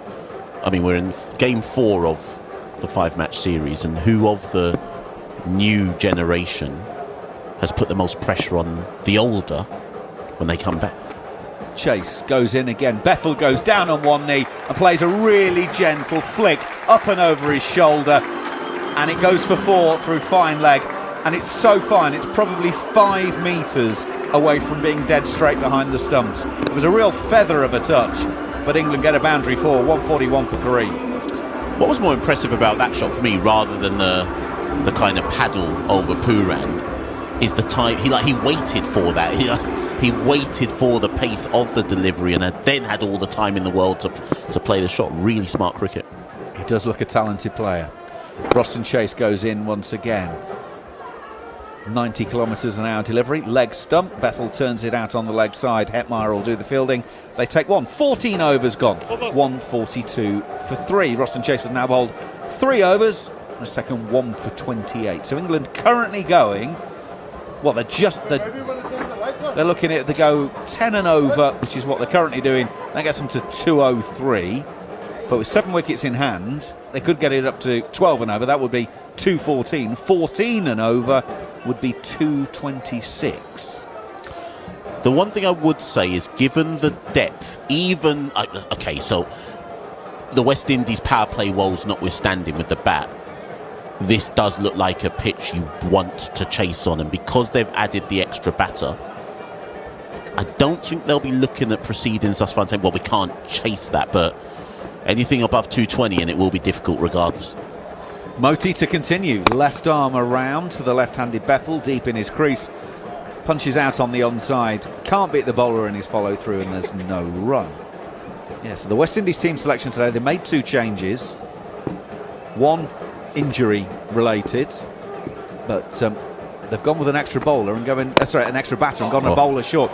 Bethel has taken this one from Moti, left arm around and hammered it gun barrel straight, almost takes Livingston out at the non-striker's end, and it goes away for 4. 146 for 3. Some shots it's about the sound effect you hear off the bat, and that was one of them. Absolutely middled it, and just I don't even think you can call it punched, bludgeoned straight back pass. Well, nearly took out Liam Livingstone, but bludgeoned straight back down the ground. Before that ball, Macca just got in a little bit quicker. I was going to say he's going to go for this one. I thought over deep mid-wicket though. Moti. He does go over deep mid-wicket this ball, and I mean a long way over deep mid-wicket. That is still going, and it's now just landed. The England 150 is up. 152 for 3. It's taken them 14 overs and 3 balls, and Jarrod called it. Bethel down on one knee and simply walloped it. And by the way, that way he's into the breeze. Because the ball before, I think that's what he wanted to do, but it was outside off stump, and he just punched it down the ground. As Mash said, like, he bludgeoned it down the ground, and what he really wanted was just that ability to get under the ball a little bit and hit with the spin, and he's almost hit himself off his feet then. Yeah, the talent that Jacob Bethel has is obscene. We're only seeing inklings of it at this stage of his career. Now Moti goes over the wicket, says enough of that round the wicket nonsense, and Bethel will punch out to Evan Lewis, who is on the deep mid-wicket boundary, and they'll take a single. 153 for 3. Yeah, I think to someone like Bethel, I've seen him play quite a bit in the 100 and some of the other league cricket he's played, and for England. He really wants to hit over that deep mid-wicket area. You want to keep the ball away from him, so you want to bowl wide of off stop, and I think that's what Moti worked out. That's what the person 50 metres outside the ground worked out. Moti is in once again. Livingston is driving through extra cover all along the floor. It should be a couple. They might even try and turn 3 out of it. Evan Lewis will beat Obed McCoy to it. No, Livingston's just jogging the second to keep the strike. And it's 155 for 3 with 1 ball left of the 15th over. Jarrod, are you surprised Moti doesn't bowl a quicker ball more often? I think he's bowling as quick as he can. Right, okay. I mean, he bowled over 100 a couple of times in this spell. In for the final ball of the over. It's a full toss. Livingston pulled it into the leg side. Not got anywhere in near enough, and it's caught by Hetmeyer on the deep mid-wicket boundary. Well, sometimes there's just a case for not using the facilities, not using the pitch, and bowling a filthy thigh-high full toss. because you know what? The batter might just make a mistake. And that's what Liam Livingstone is thinking, walking off there. He's tugged that into the leg side, and it just lands 7-8 metres inside the boundary, and England are 4 down. Livingstone goes for 4 from 6, 155 for 4. I think I'll just add there that Gudakesh Moulty did a rueful kind of shake of the head, as almost to say, I can't believe that's what I've got a wicket with. But he ends his spell with 2 for 40, and that's not the best he's bowled, I could say. It's quite interesting, actually. It'll be interesting to see what Liam Livingstone makes of that as Macca and Mash dash off here. But it'll be interesting to see what Livingstone makes of that, because it was a late decision to play that shot, and he didn't quite commit to it. And in the end, it was a knee-high full toss. I think he thought it was going to be a little bit higher, and he was just going to be able to ease it away over the leg side, but it was maybe a little bit lower, and he ended up sort of playing a half slog sweep to that full toss, and he's very, very disappointed, I think, with that shot, all things considered. Keeps West Indies, I don't know if interested is the right word, but not dead, John? Do you know, it didn't look that happy about it. Moti? Hetmeyer. I mean, this guy has been laughing all day throughout every single game. Drop catches, misfields, and he's taken a catch, and saddest expression of that I've seen him all series. You say that. Livingston was sad, Moti was sad, Hetmeyer. It was like a cloud came over everyone's emotions. And I should say that Livingston, when he swung through there, one of his hands came off the bat. So here's Joseph. He's been the best for the West Indies so far today. He has indeed. 1 for 14 from his 2, and Joseph is in. And for the first time in a while, the batter seems to have just got the hurry up a touch. Philo's back with us. Yes, John. Enjoying yourself? Yes, I am. Obviously, West Indies will be learning from this episode here, but on a very placid surface at the Samuel Cricket Stadium. Alzari Joseph back for his third over. Despite all that has been said about Alzari Joseph, he's the one bowler today that has troubled the English batters. He's only gone for 14 runs from 2.1 overs, and he's picked up a wicket. He looks good. His rhythm looks up. And here he is again, and this is steered past keeper along the ground, and Bethel will add 4 more to his score. I mean, Joseph hasn't enjoyed the best of fortunes in neither T20 or ODIs. But I think we can credit Jacob Bethel is that he gives you these silky smooth touches. Then he gives you the robust power touch as well. So he has all the mechanics, all the tools to become a really top batter, maybe an all-rounder as well. This time Pooran's just taken a step to his left. But this is clubbed by Bethel, no real timing, and he moves to 32. Sam Curran, who had you purring away, didn't when he was batting in that last T20, Philo. I mean, he caressed some short wide deliveries to the boundary. And this is a better pitch he's batting on today, so I would like to see how well he plays on this type of surface. He's impressed with the bat, I must admit, in this series, this T20 series. His bowling to me needs a lot of work, but his batting certainly is showing good class, good temperament, and he's played some very good innings for England. He's about to face his first delivery on TalkSport 2 as he just dabs this down, and fielded by Alzari Joseph. Saw a catch go down earlier today. Well, I don't know if it went down or not. Shavain Rutherford opted not to try and catch it, and matted little as 2 deliveries after that. Alzari Joseph did get his man. Will Jacks, top edge pull, went for 25. That was the first of the 4 wickets that have fallen this afternoon into the evening. England still eyeing in excess of 200 as Curran takes this delivery off the pads as a chase for the field. Is that Shafane Rutherford? It is. Again, it is. And Curran comes back for a second, 162 for 4. Yes, and Zyra just looking to tuck Sam Curran up on the leg side, but he got enough back to work it past Rutherford. There's that short, fine leg, who chased back to that backward square. But Curran came back for 2. Good batting form. Not looking to hit the ball too hard, just using the pace quite nicely.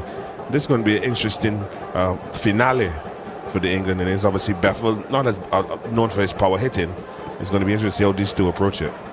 Yeah, West Indies have got rid of the the major players in terms of strike rate, as Obed McCoy goes down his stages a touch at a kind of a wide third or fourth slip.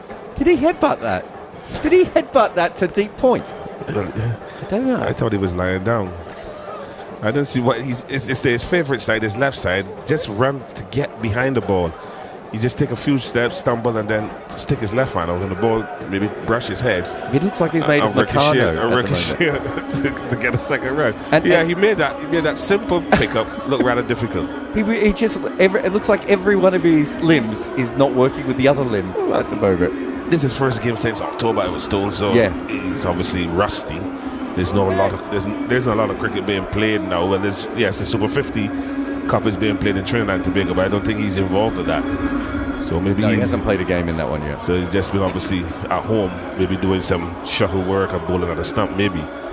But clearly there you see that there's no timing at all in his running and diving to a cricket ball.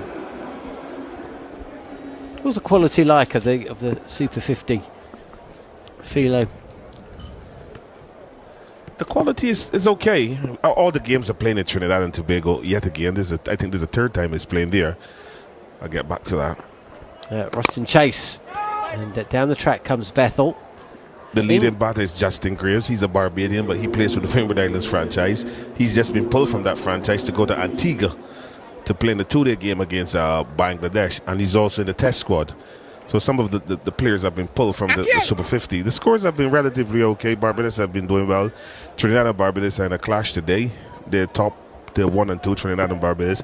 They got Jamaica and the Leavers franchise. So the first 4 teams will go through to the semi-finals. This is flat out, and Bethel's climbed into this delivery, which is on leg stump, and he picks the ball up and deposits it into the stands over square leg for 6. 170 up now for England to start the 17th. Very good shot from Bethel. A short of a leg delivery. Just give himself room outside the leg stump to free his arms and hit it high and hard over mid-wicket for 6. If there's any wind blowing, certainly it's not blowing that ball back. But there's a mighty good hit from Jacob Bethel, who's showing a bit of muscle. 200 still on for England. 170 for 4 then, and Ruston Chase comes in again. This is flat. This is a better looking shot from Bethel. Really had to climb into the last delivery from Chase, but this was sweetly timed over square leg for another 6. Yes, a beautiful shot. A drag down delivery again. Bethel just holding his position, just lowering his height a bit by getting those knees down and hitting under the ball and hit it straight over forward square for yet another 6. He's moved to 44 from 21 balls. So this is good going by Jacob Bethel. Pressure on Ruston Chase. This is fired in, and Bethel clears long off. 3 6s from the bat of Jacob Bethel, and he raises his bat for 50 as well. What a little cameo. This is a cameo with a capital C. That is a super knock from Jacob Bethel. He's 50 from 22 balls. England have hit 12 4s and 13 6s already in this innings, and Bethel has just hit 3 straight 6s off of Ruston Chase's bowling. And this is good from Jacob Bethel. We never saw this side of him. We saw a very subdued side, working the ball around and good timing, but now he's showing the power side of his game, which is good to see. I'm not sure Ruston Chase would agree with that, Philo, as he goes over the wicket. And this is pushed up to mid-on for a single. 183 for 4, England. Now that we haven't had a 6 hit for at least one ball, have you noticed, Philo, how many of these West Indian spinners are bowling like almost backspin on the ball? So all 3 of them have tried that today, where they're almost, instead of coming around the ball or even cutting under it, they're almost spinning back. So it's almost like they're rolling it out on their fingers. And I would assume it's a tactic. We've seen Akil Hassan do it very, very well with the new ball. But it's not worked well today for the other guys. But we have a bowling coach called James Franklin. I'm waiting to hear him speak, because he seems not to be able to speak English. But I'm waiting to hear him speak about what he is doing with our bowlers, because our bowlers are not improving. Last ball of the over, and there's an inside edge from the bat, Sam Curran, onto his boot. And the ball squirts away. So a dot ball to end Ruston Chase 4 over spell. 3 overs remaining in the innings, but Chase has gone for 47, picking up the 1 wicket. Is James Franklin does the spinners as well, or do you have a spin bowling coach? He's a bowling coach. So just right across the board. He's the bowling coach. Yep. And now he's going to be our test bowling coach as well for the test series. But yet I'm not You don't seem massively excited by that news. No, I'm not. Because our bowling has not improved. Our bowling has been very, very below par. From Sri Lanka, we saw bits of aggression in Barbados. But Alzari is the only one who has continued to be aggressive. Shamar Joseph has certainly gone off the boil. And it is worrying for me. And when you look at Roston Chase, he's just bowling ordinary. And this is a surface that he's accustomed playing on. Mind you, he played a CPL here. Not a lot of day games, but he's accustomed to this surface. And he's obviously, his bowling, he's lost the confidence in his bowling. And now we're going to see Obed McCoy coming back into the attack. And he will have to come now with his bag of tricks late into the in the innings here. But you know he does a lot of slow balls on back of the arm stuff. So it's going to be important to see how well he can finish. His 2 overs went for 18 within the power play, and McCoy is in now. And Jacob Bethel has really dragged this wideish delivery. It's fielded by Hetmeyer, coming in off the boundary forward a square. He's looking at the toe end of his back. Yeah. He dragged that from outside off stump and into cow corner where Hetmeyer is there.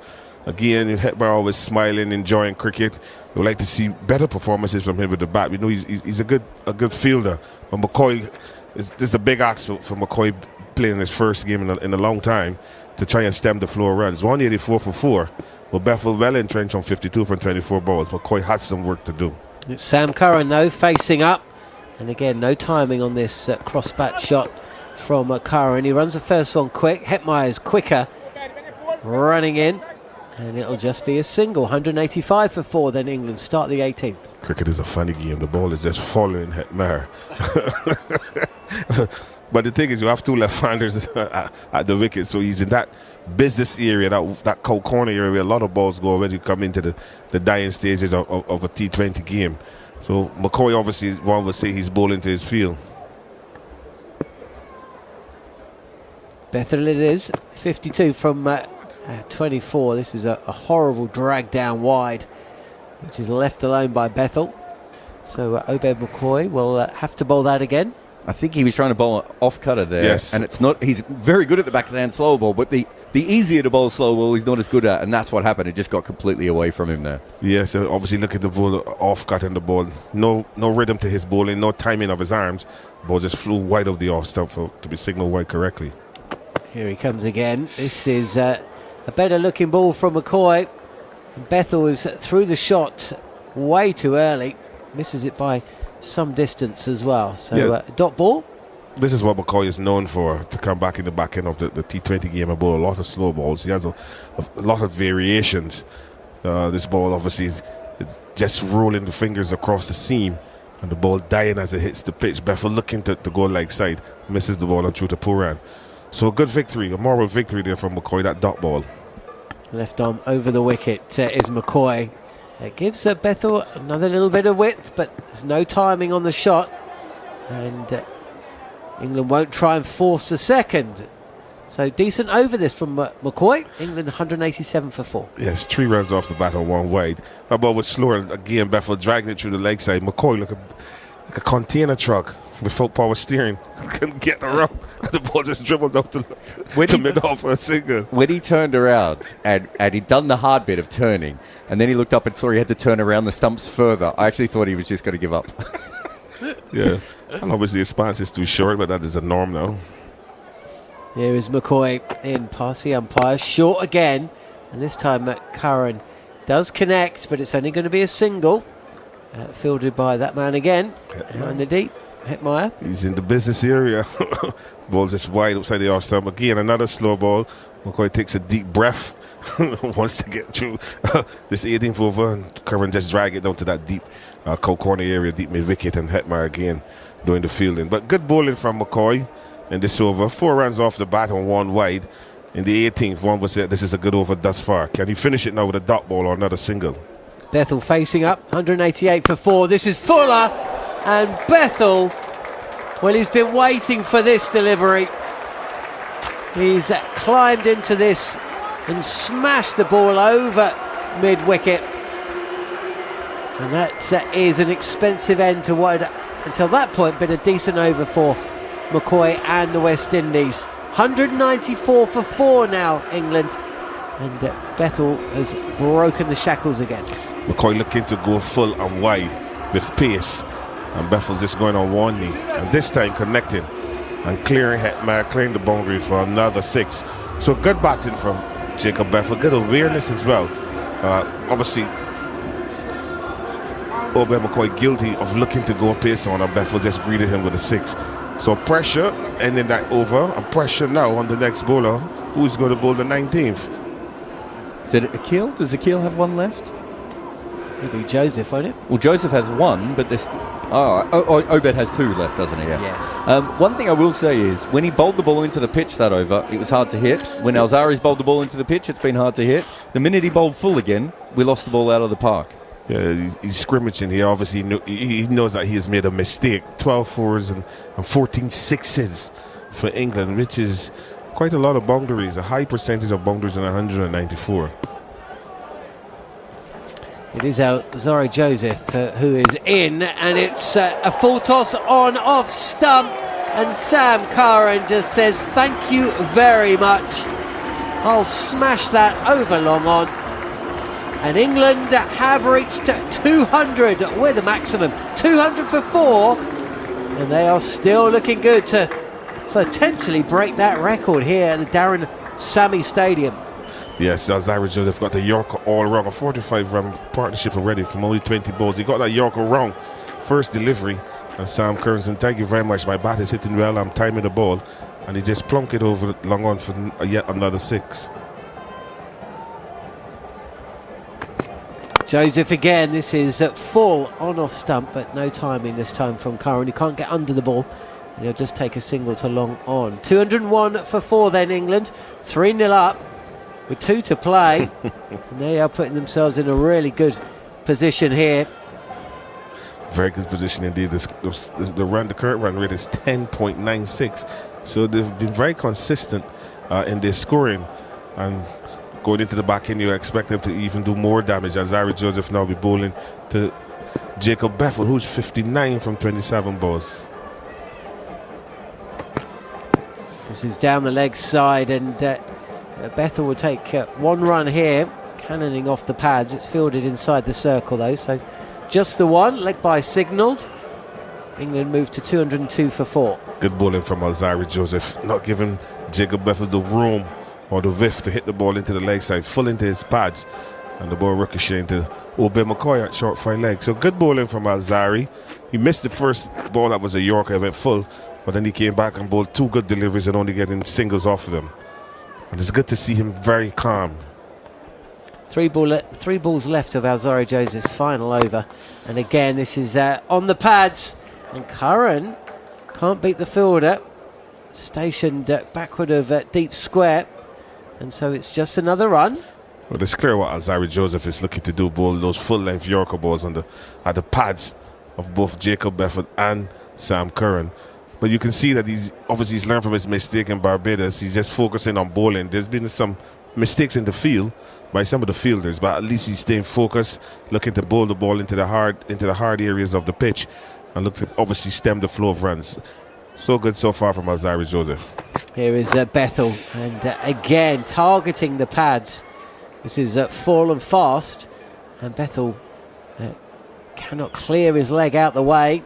Can't smash the ball through mid-wicket, and it comes through for another, what I think will be another leg by. Indeed it is. 204 for 4. This is better from Joseph. Yes, 142 kilometres that delivery was. So his pace is up. His consistency and pace looks good. His rhythm also looks good when he approaches the crease.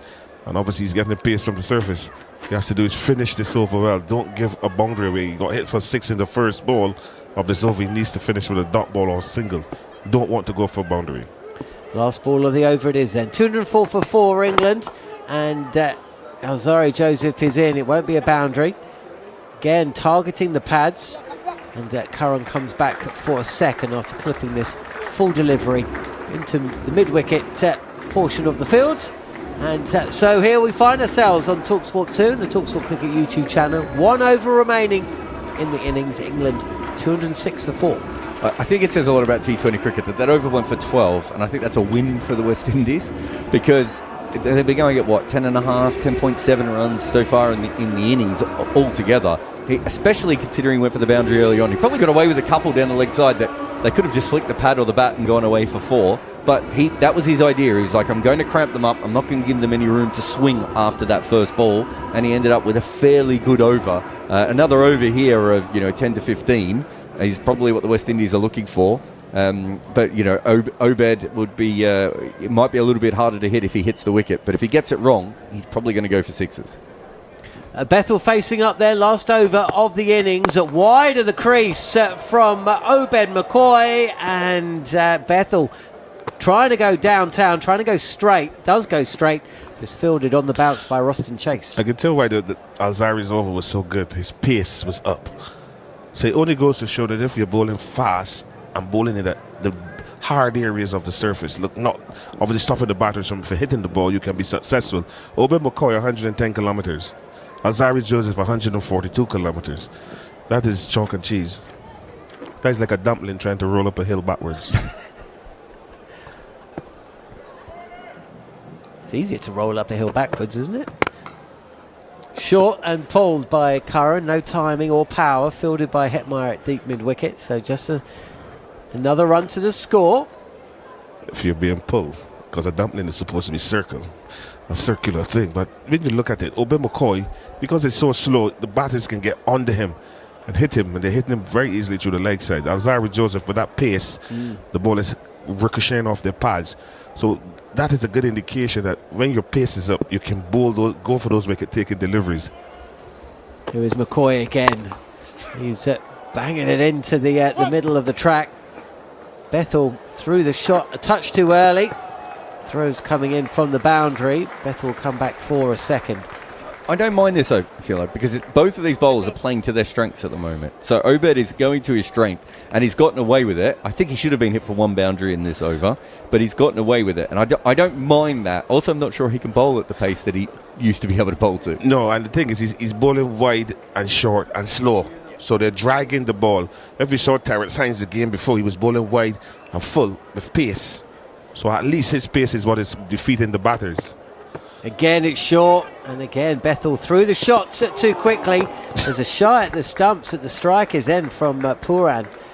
And actually, doesn't miss by a huge distance there. Either way, another run to the score as the batters cross for a bye. 211 for 4. England with 2 balls left of the innings. Yeah, Puran obviously trying to think again, looking to run out Sam Curran, who was focused enough and vigilant enough to call Bethel through for that single. It would go down as a bye, but good cricket from the England batters. Unfortunate for Puran, he missed the stumps. Curran facing up then, 17 from 11, short again, and this finally from an England batter has seen connection. Short and well outside off stump, but Sam Curran was aware of what was coming. He's held his position. He's met the ball flush the face of the bat, and he has pulled it straight over long on for 6. 121 kilometers an hour. So the ball is a little quicker, hit hard into the pitch, but it stand up.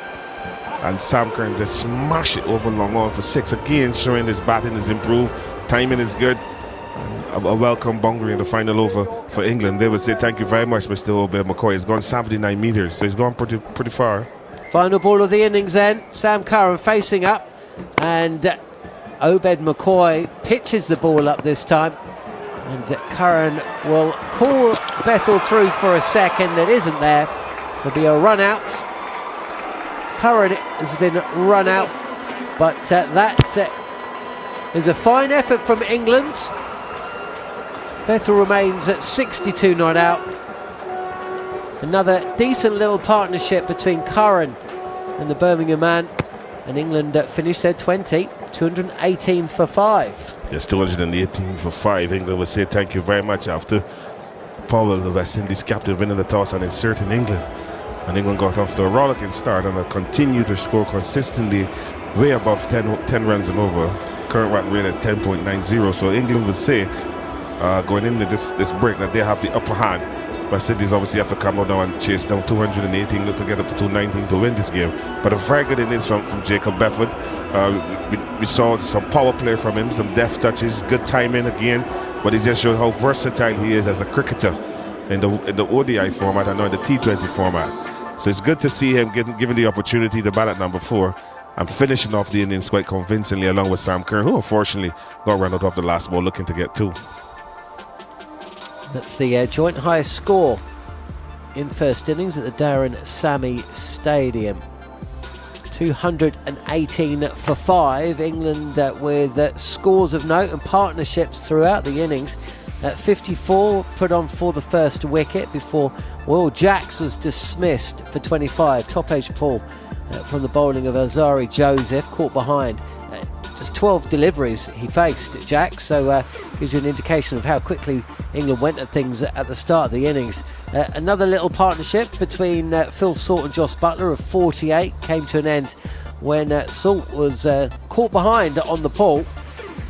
Butler then took up the mantle. He was dismissed for a 23 ball 38 before he reverse swept a delivery to backward point from good occasion Moti. Livingston the only batter not to cash in. He holed out for 4, and Sam Curran was the last man out for 23, chasing a second run from the final ball of the innings. In and amongst that though, a top score from Jacob Bethel of 62. From a West Indies perspective, Philo Wallace, what crumbs can you take from that bowling effort? Well, it depends on what kind of crumbs, if they're bread crumbs or cornflakes crumbs. But obviously they'll look at that bowling performance and they believe that they would not have bargained for England to get it to 218.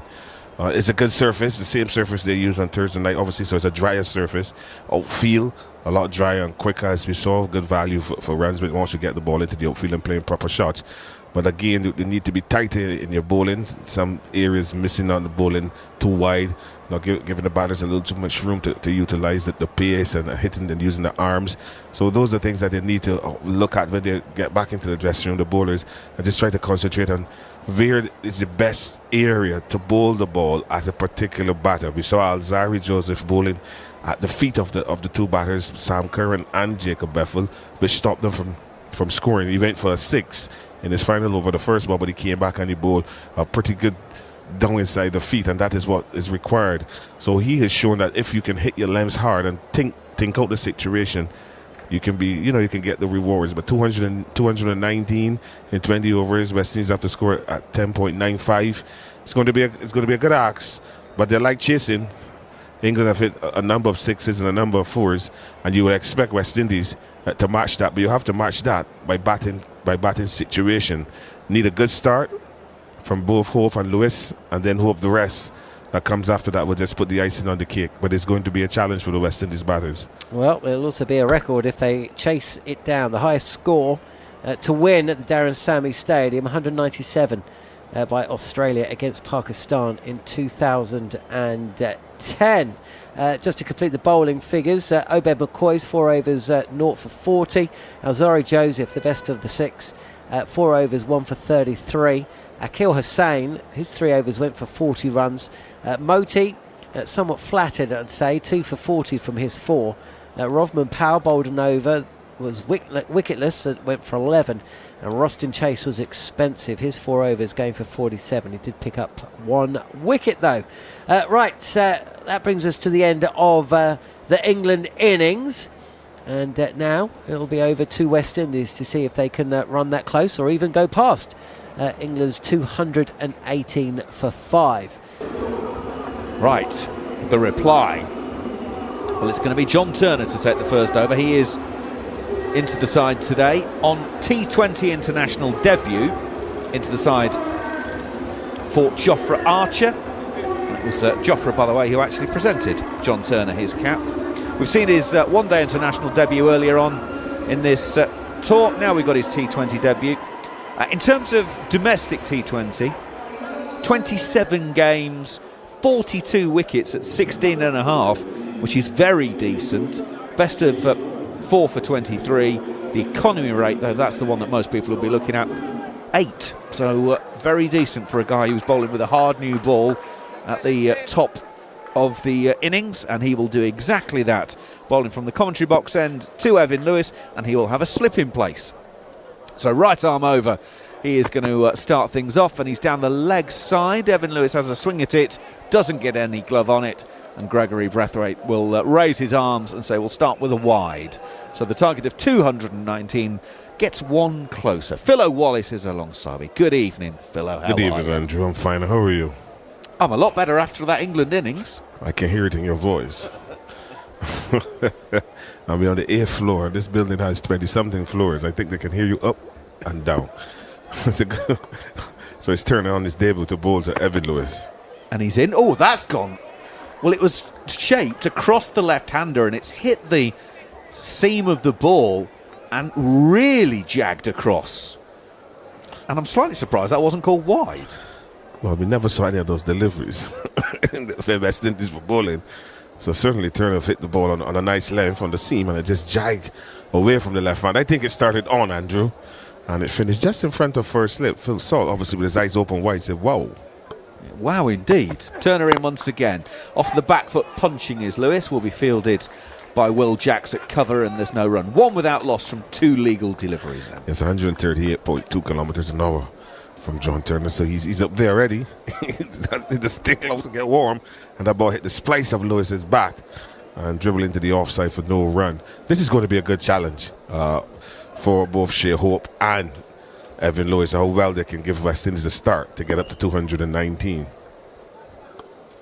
Lewis waits as Turner comes in. He's bowling it at his hip pocket, pushes into the leg side. Sam Curran picks up, throws at the stumps at the striker's end. No run. Now we've seen this film before, as on Thursday evening, Shea Hope pushed one straight to a square leg and set off, and was just ambling his way down and realised his mate wasn't coming in. He was run out by about 3 yards. I think England are quite clever here because they've got 2 left-handed throwers and they put them on either side of the wicket, which just gives you a little bit more chance for some confusion. He's hit that to the left of the fielder, Philo, and just thought, oh, there's a 1 there, not realising it's another left-hander.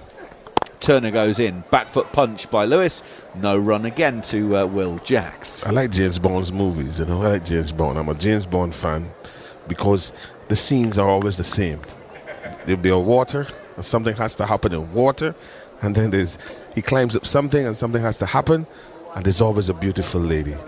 A ball pushed to the left of mid-wicket. Sam Curran is a left-hander. Lewis is going down the pitch for a single left. She hope this time bellow out. No, but he got back safely.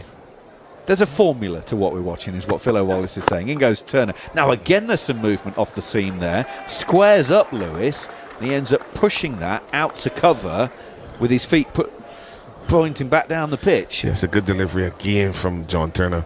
This ball just pitching between mid and leg stump and squaring Lewis up, which is important because we didn't see this kind of movement at all when the West Indies were bowling. But Turner obviously has hit a good line, a good length, and he's getting that odd ball to shift away from the left-hander Lewis, who has to be careful here. Final ball of this first over. In comes Turner, right arm over, swing edge just over the top of slip. And when I tell you slip is Overton at 6'6", it tells you that it was pretty high and hard. It's gone away for 4. Overton is running down to his position for the next over, blowing his cheeks out, saying that was close. That was Lewis giving it the full beans, and he got enough on it to clear Overton. And well, I tell you what, it was like a golf drive. That was going 340 yards straight down the middle if you got hold of that one. Well, they take you through the house, the land, and the kitchen sink, and they will easily say the full Monty. That delivery, it peel off the outside edge, and Jimmy Overton is not short. He's about 6'8", and his reach pushing about 8 feet, and the ball just flew over his left hand and down to the boundary for 4. It just goes to show how hard Lewis hit that left delivery from Turner. Saqib Mahmood to bowl the second over, and what a tour he has had. This series has been absolutely phenomenal for him. He will start from the players' pavilion end, bowling to Shea Hope, and in he comes. Oh, swing and a miss. Now that's a back foot forcing shot to a ball that is nipping away. It's through to the keeper, no run. So in the series, 9 wickets at 7.9 for Saqib. Very well done to the young man after coming off an injury. That first delivery is 131 kilometers per hour. Sheer hope, obviously, not moving his feet, just allowing his hands to go at the ball, and the ball misses the outside edge and through the salt. But a good start. This guy is in good bowling form. His rhythm looks good, and he'll be happy. The ECB will be happy to see this young man who's been injured and out of cricket for a long time. I remember seeing him in Barbados in a test match, and he looked good. Then he got injured. He was out for a long time. He went to Barbados and did some work with Vasper Drakes along with Joffa Archer, and I like the way he looked. He's running in and bowling very, very good in this T20 series. He looks confident, strong as well.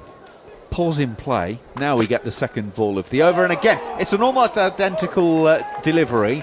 That's pitching, swinging away, and Hope is swinging hard at that one. It's through to the keeper, no run. The reason for the pause before that delivery was that someone had set up a trestle table that was in the batter's eye line behind the bowler, but it was the fourth umpire. It was the reserve umpire and the anti-corruption official who was sitting next to him. So they'd managed to set up the table in exactly the wrong place. They just want a bird-eye view. Yes. Yeah. They're anti-corrupt people, so they need to find out what's going on with that ball. Absolutely. Saqib is on his way for the third time in the over. This time Shea Hope makes contact, pushes it to Bethel in the covers, and there's no run. And one thing I can tell you about Shea Hope's technique, he stays very leg side of the ball. And that ball was just pitched between mid and leg, and because he's on legs and the ball is shifting away, he just manages to punch it out the backward point. If he just come across and cover a bit more, he'll give himself a better chance of scoring through the offside. Because if the ball leaves him on the right length, he's going to edge it. We are now completely under the floodlights. First started noticing the shadows about 17 overs in, but the light goes pretty quickly in the Caribbean, and so we're completely under floodlights now. Saqib again is probing that line just outside of off stump, and again Shea Hope is pushing it out into the covers for no run. And the length is good too, Andrew. Not only the pace, 133 kilometers an hour, but the length is good. Hope staying on leg stump. And Saqib is zoning in on middle and leg, and the ball is shifting slightly away from the right-hander. And all Hope can do is just punch it out to Bethel at backward point. So this is a good over, 4 dot balls, pressure on Hope. Target is 219, the run rate is 11.67. Pressure at Darren Sammy Stadium. Saqib is on his way, he's past the umpire. Well, that's interesting. Shea Hope's running at him with a huge, great swish, and didn't get close to it. He would have needed a yard brush to have made contact with that one. Through to the keeper, no run. 5 dot balls. Not sure he was in the castries at that stage. He was so far from that ball. Like, that's gone away from him. He's gone early as well, because once the ball goes into the pitch, it just holds up a little bit. So he's beaten for pace, he was beaten for bounce, and he was nowhere near the line of the ball. And what I like about Saqib is that he's holding his lines. It's not being flustered by Shea Hope. To finish the over then, he goes in. Now that one's fuller, and there's definitely some tail on that one away, and that will be the end of the over. Punched up to mid-off. Hope plays out a maiden. West Indies 5 without loss after 2. Here on TalkSport 2, the target is 219. They started off needing to score at 10.95 and over. That's already crept up to 11.9. Yes, a very good over, very good first over from Saqib Mahmood, the second of the England innings at maiden. When you bowl a maiden in a T20 game, it's like climbing Mount Everest with 1,000 pounds on your back. So well done to the young man. He continues to show he's in good form, good rhythm, and he sits some very good lengths there to Shea Hope. And the ball just shaping away slightly from Hope. Hope advancing to one, the ball just going away from him. But I like the control he's showing. Turner to continue. Oh, that one's on outside of leg stump, and Evan Lewis has simply got inside that, up and underneath it, and it's over deep backward square for 6. 11 without loss. Lewis has got 10 of those from 7 balls. Turner was it was bowled into the arc of Evan Lewis, that one. He simply had to get up and underneath it, and he did. Typical Evan Lewis shot ball, pitch on length on leg stump. Not even moving his feet, just his hands coming through a beautiful back swing and hitting it clean over backward square for 6. Turner saw that shot a lot in the ODI series as well. So he needs to readjust his line and his length here, Turner. And remember, he has to push the ball across Evan Lewis. Don't give him any room or width on both either sides of the wicket. If not, he has the strength and the ability to clear the boundaries. Average total batting first on this ground 168. England put 218 on the ball. They were 50 above par, but it looks a good in this one as Turner goes in, gets that one straighter, and Lewis will turn to square leg, and they'll take a single. 12 without loss, 2 balls into the third over. A better delivery there from John Turner. Ball back off the length, but coming into Lewis, not allowing Lewis as the previous delivery to use his arms, and he just stuck it quite nicely into the leg side and get a single. No danger between Lewis and Hope. We know they had problems in the previous T20 where Hope was run out. So communication and running between the wickets is going to be very important for these two West Indian opening batters. Square boundaries are shorter, 63 metres both sides, whereas a straight hit will be about 71, 72 metres.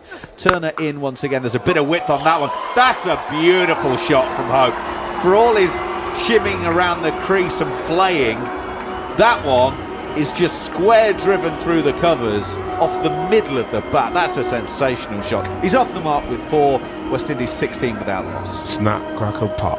A fantastic shot from Shea Hope. Ball just stood up in the pitch, not a lot of pace, but he banged it quite nicely, hitting the ball on the bounce, hitting it down and across the fast outfield at the Darren Sammy Cricket Stadium for 4. And that is a very good shot for Shea Hope. He held this position quite nicely as well. You see, there's something to be said for just playing normal cricket shots, just hitting it hard. That's what that was. Turner goes in. Oh, it's an attempted straight drive, inside edge, just past leg stump, and it goes away for 4. The over has gone 6-1, 4-4, and Turner has bowled 10 deliveries that have gone for 20 runs. West Indies are 20 without loss. The fortune favours the brave. Turner this time decided he's going to go full length at Hope. Hope looking to hit the ball somewhere into cash trees. Not a lot of movement of his feet, and ball hitting the thick inside edge and going down past the stumps, past the short fine leg for 4. Is yet another boundary. Turner, this over is scored 6 and 4 is 10. He's got 15 runs already. He's only bowled 1.4 balls, 1 over and 4 balls. He needs to be careful here, Turner. The score is 20, and he needs to obviously pull it back. He needs to get a dot ball in here. If not, he's going to be under severe pressure. England have pulled 3rd inside the circle to put deep points out, and Hope simply stands where he is this time and goes over the leg side, over long on for 6 more.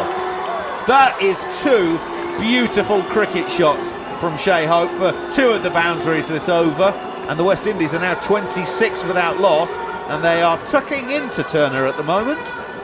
Yes, that ball, a length delivery, and Shea Hope just hit it over long on, and then hitting it, Andrew, he showed it this day and he just bowed his head. Hey, didn't even look to really see where the ball was going. Just bowed his head and said, yes, that's gone a long way for 6. And the West Indian supporters there obviously are flying the flags. So you can see the West Indies are starting to get a move on. 193 from 103 balls. And Hope is starting to look good. We've got a run chase on, folks. Turner is in once again. This is hit over the covers and will land 20 metres in from the boundary sponge and then roll into it. 3 overs have been bowled. The West Indies are 30 without loss, and Turner has conceded all 30 in the 2 overs that he sent down. The West Indies need 189 from 102 balls here on TalkSport 2 and the TalkSport Cricket YouTube channel. Swinging around corners in the first 2 overs, couldn't get a bat on it, and then suddenly we've seen the swing go away and Turner just get his lines wrong, his lengths wrong, everything there. Bowled the wrong line and length to both batters at different times there. But how much has Shea Hope changed, Philo? A couple of years ago, he would have blocked that over out, and this time he just went for it. His ability to work through the gears in T20 cricket has really changed in the last year and a half. Well, he's worked really hard on his power game, as they call it these days. You know, and he has realized the importance of being able to hit 6s. And he showed his class in that over from Turner that cost 25 runs, where he can hit the length delivery now for 6. Maybe 3 years ago, that length delivery, he would have punched it down behind backward square. Because he's built up his power strength and his power game, he can hit length deliveries over extra cover, over long on, and he stands in a very good position. He has a good base on which to swing his bat from, and he's very powerful, and he times the ball to perfection. So this is good from Shea Hope. There's a good start to a decent run chase, 189 more runs in 102 balls. So the game is on. 10 o'clock on a Saturday evening. We've had some great sport all day. Are we building up to the best yet? Sakib is in, bowling right arm over. It's nipped off the seam. It's too high. It takes Lewis on the thigh pad. Sakib is absolutely right. It's straight enough, but it's too high. And as a result, the rest of the England fielders are kind of laughing this one off. And like Butler, he said that was this high. He's pointed his wrist, his hands to his chest. But the other ball is nipping back on pace and off a very good length from Sakib, and hitting Lewis really high in the inner thigh pad. But good delivery and Lewis jumping. It hit him on the thigh pad while he was 2 foot off the ground. He was in midair. But it's called bowler's excitement. You just watch your opening bowler going for 25. I can tell you, this may not have been the thigh pad. Yes. He might have hit him a little higher. It's missed the inner thigh guard and taken him on the fleshy part of the thigh, and now he's going to suffer the indignity of the physio coming out, so he's going to have to drop his trousers so that the physio can put some ice spray on it. That's not ideal. Yes, as I was saying, it's been a hell of a Saturday.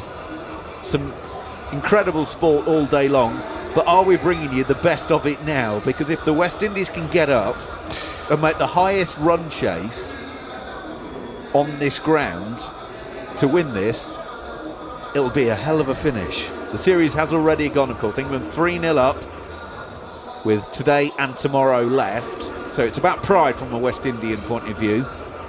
And 218 for 5 isn't necessarily what you would pick to chase down, but if you want to make a statement, it's not a bad scoreline, is it? No, it's not a bad scoreline if they can get it to 219. It's a good start. The 3 overs on 1 ball, 30 runs. And obviously West Indies will feel that once these two can bat deep into the overs, get through this power play without losing any wickets, do an assessment after the power play, and then look to come fresh and hard at the English. Because don't forget, you got the spinners to come. And the West Indies will look to muscle those spin bowlers around this park. It's a good pitch. You must keep remembering that. It's a very good surface. And the outfield is quick enough. So West Indian batters just need to understand that once they get the ball into the outfield, they'll get value for their shots.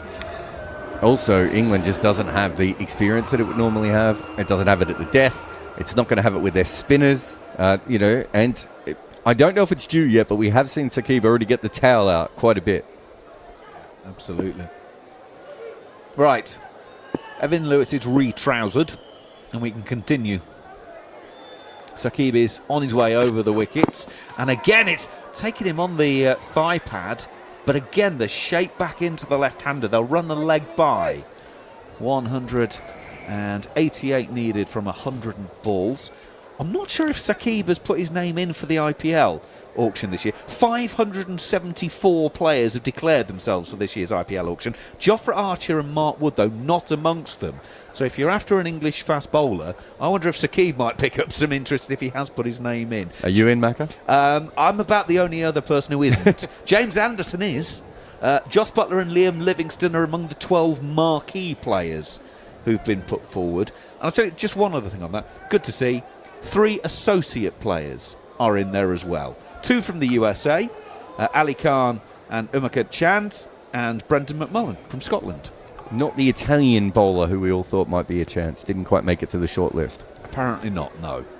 Sakib is in. Oh, that's down the leg side. Shai Hope just gets a little fine brush on that one. Salt can't get across, and it'll be down to fine leg for 4. The runs keep on coming. 35 without loss. You say the runs keep on coming, but Sakib still hasn't gone for a run off the bat yet. He's bowling beautifully here. He bowled 7 dot balls, and now he's bowled 5 runs in the last 2 balls, all for leg byes. This is a great bowling spell for your figures. Yes, that would be a good ball to the left-handed Lewis. So he got his line all wrong. The length was good, but the line was wrong. The ball is clipping the thigh pad of Shai Hope, and that too can go down as a bat because the thigh pads nowadays are so quick when the ball hits them and down to the boundary for 4. Sakib 9 balls into a spell. Here's number 10. Hope is inside out of that one. Hits it towards backward point, and Bethel can't get around to cut it off. The first runs off the bat go against Sakib Mahmood's name. England, well, West Indies have got a fly at 39 without loss with 4 balls into the 4th over, trying to make 219 here on TalkSport 2. I don't think Sakib should be angry there. That ball was pitched just inside off stump, leaving the right-handed Hope again advancing down the pitch and just a tick outside edge, and the ball flying over backward point. Bethel diving to his favourite side, the left side, and still cannot pull it in. And yet another boundary. The runs the West Indies will take them wherever they come, And England obviously be looking to break this partnership, but Hope is mortaring on. He's 22 from 12 balls out of 39 runs. Absolutely. Saqib in once again. Oh my goodness, Hope has clipped this over the leg side for 4. And it's just a clip, but he's in such good touch.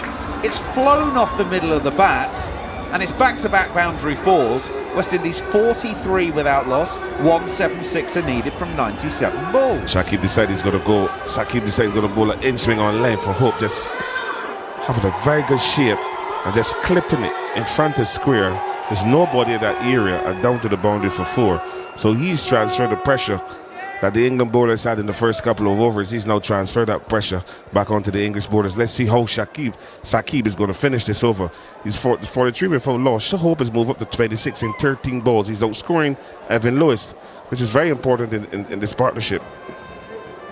I reckon we've got a cracking run chase on here, folks. Do not go anywhere. Saqib is in to finish the over. Once again, he's trying to keep it tight to Shai Hope so he can't free his arms. He'll turn it on the leg side, and it will be a single to finish the over. The West Indies are going at 11s at the moment. 4 overs gone, 44 without loss. 175 are needed from 96. And just to keep giving you some context on this, the West Indies have only once chased more than 200 to win a game in a T20 international, and that was against South Africa in Johannesburg back in 2015. Their next best run chase, 196 for 3 against India in Mumbai in 2016. So again, 219 is not only going to be the highest run chase on the ground, but it's something that West Indies do not regularly do. So I'm just trying to give you some context of what they're looking at and how impressive therefore this is. Yeah, if they get up to 219, this will be super.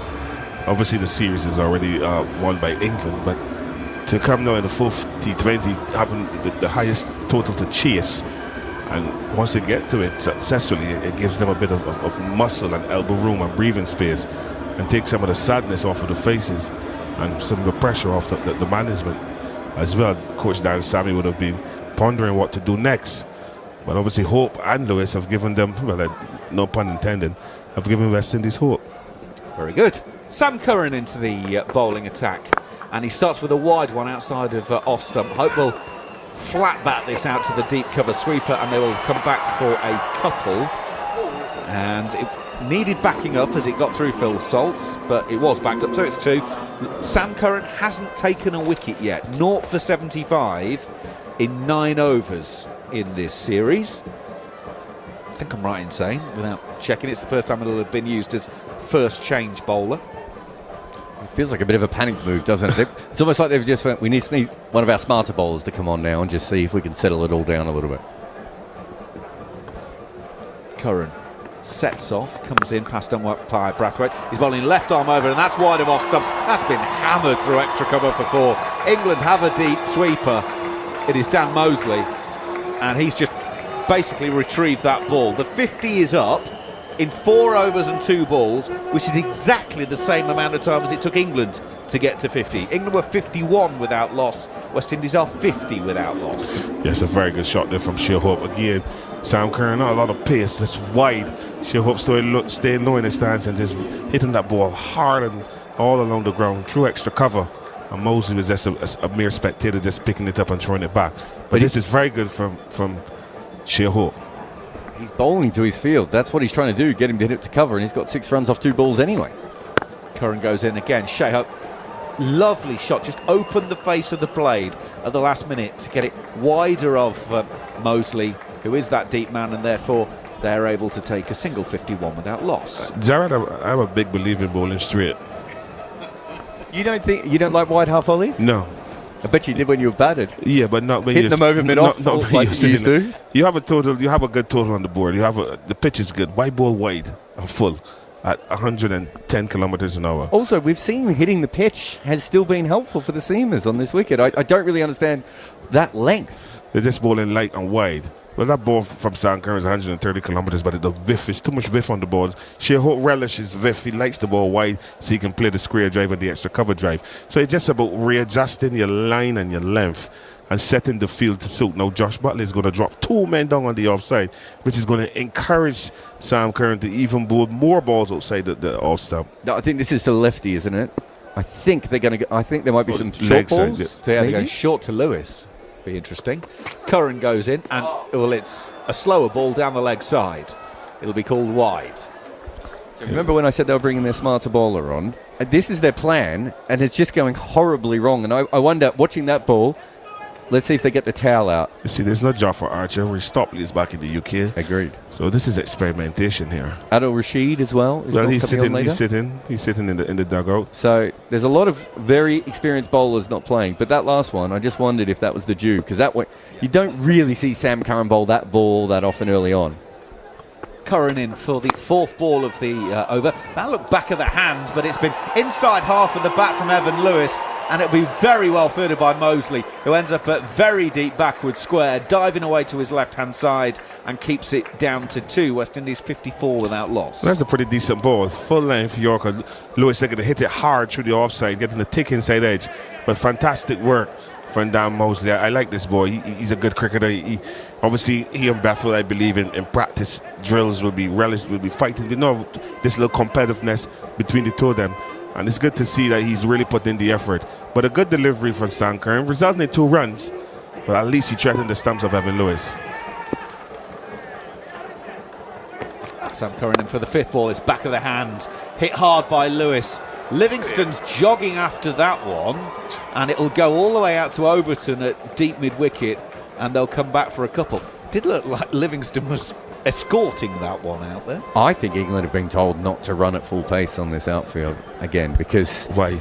Because I think they're worried about the surface. Well, and I think they're chickens. There's nothing wrong with the outfield. I'm not saying you're looking for an excuse here, Jarrah. There's nothing wrong with that outfield. It is picture perfect. It's hot. It's not picture perfect. There are puddles of sand everywhere. Because that sound was there from Thursday, and there's no hurricane. That's drain agent. England just need to. The series is won. They just need to put a bigger effort. I thought he was jogging that ball. That's poor. Final ball of the over from Curran is a short one. It bounced pretty high. Evan Lewis was looking around saying, well, is that a wide for height? Umpire says no. So 5 overs gone. 56 without loss are the West Indies. They're trying to make 219. They need 163 more runs from 90 deliveries. Jared Kimber's going to give you some more sage thoughts while John Norman and Mayshall St Patrick Hewitt come in. John Normal? West Indies need 163 off 90. They're right on the rate at the moment, but I just think the ball's coming onto the bat a lot better at the moment than it did even in England's innings. I thought there was a lot more poor bowling, although that last over from Sam Curran and the over that Turner went for, they certainly didn't bowl perfectly either. But it just feels like it's sliding on. That is after about 12 balls where it went around corners, swinging absolutely sideways. So England not getting that early breakthrough that you would usually expect from that amount of seam movement has changed things. And we're now seeing Dan Mosley bowl in the power play. So I think we're seeing a couple of, I wouldn't say panic moves because I think that's the wrong way of putting it, but I think we're seeing England try and work this out on the fly because things are definitely happening here. John Normal. Thank you very much. So the red one, when it's flashing, means you're on. I know you knew the radio. This is why you wear a headset, because you know if your mic's on or off. There's a lesson to learn, but that's a story for another day. 56 without loss. England earlier were 54 for 1. They got off to a terrific start. West Indies needed to do something similar. First ball from Mosley, and Shy Hope has crunched him over extra cover for 6. We know that he likes to fire the ball in. This was supreme hand speed from Shy Hope. West Indies know what to expect now. Yeah, I think mostly coming in now. Obviously, Jared was just explaining why he might be, but it smacks of Rodman Powell coming on to bowl after 8 overs in the England innings, and England already search. I refuse to believe this was the plan in the power play for Mosley to bowl. Second ball, Mosley's over and just drags the length back a touch. Hope takes a single to wide long on. After that maiden over, bowled by Saqib Mahmood. West Indies have got into their work. Evan Lewis, 15 from 13, but shy hope. 41 from 19. And we've still got 4 deliveries left of the power play. If the plan is to chase down this 219 to win, they're certainly going about it the right way. Touch wider of the crease, and that is a smart bit of work behind the stumps. And I have got a feeling that Evan Lewis may be in trouble here. This is fired down the leg side. Lewis got in an almighty tangle. Lost track of where the ball was. It had been fielded behind the stumps. And we will see whether his foot was in the air when Phil Salt took the bails off. But the reaction of the keeper, to the naked eye, looks like Lewis might be in trouble. Yeah, I think he's out here. I think his foot's hovering above the ground, but let's see. Oh. Foot is in the air. Okay, just take it back one frame, director. And I think there might be one frame in it, and a second viewing, and maybe Director, that can you one take it back frame one frame for me, please? is going to save Evan Lewis. They can't give it out based on what we're seeing. Waiting on frame. I mean, that's just in, isn't it, at that point? I mean, it looked out naked, but... Still waiting for that frame to go back. Oh, here we go. Ball, foot is in the air. Wicket is still not broken. Keep going. His foot's on the ground. He's on in. the ground. Thank you, director. Do you have a zoom on that? Okay, just take it back one and move forward frame by frame. This is one of those instances where you wonder what they're seeing that we, that we can't see, because this looks in. I think he's had one job Okay, today, and he's just making now. sure he gets it right. Right foot is in the air. Wicket is still not broken. I mean, you can see the toe One now. forward. Okay, the foot is grounded when the wicket is broken.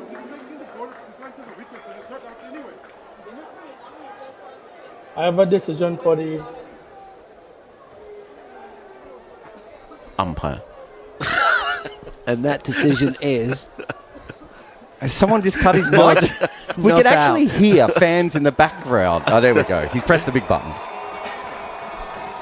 Well, it took a while, but we got there. And the correct decision was made. Evan Lewis was not stumped. Mosley again.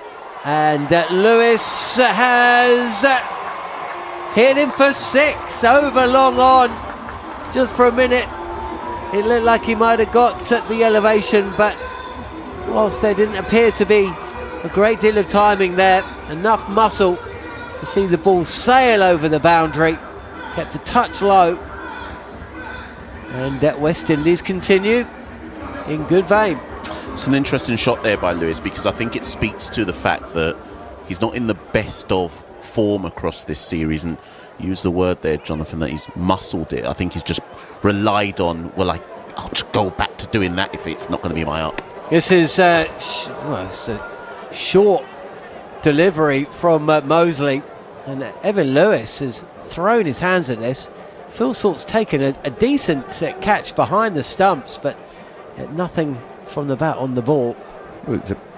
I tell you what, though, Evan Lewis's feet are all over the place again. He's almost fallen over on front foot and back foot there. He needs to muscle his feet to the ground, guys. He's not timing it at all, though, is he? Last ball of the over, pitched up and driven to the fielder Overton on the circle.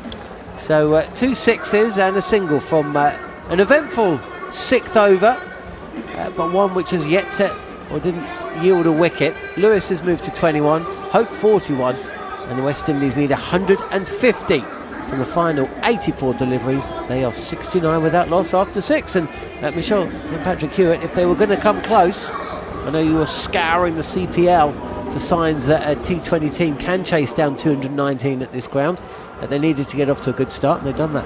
Yeah, so just to give that context, so Trinbago Knight Riders chased down 213 to win, eventually making 218, which was, I believe, was in 2018 or 19 in the CPL.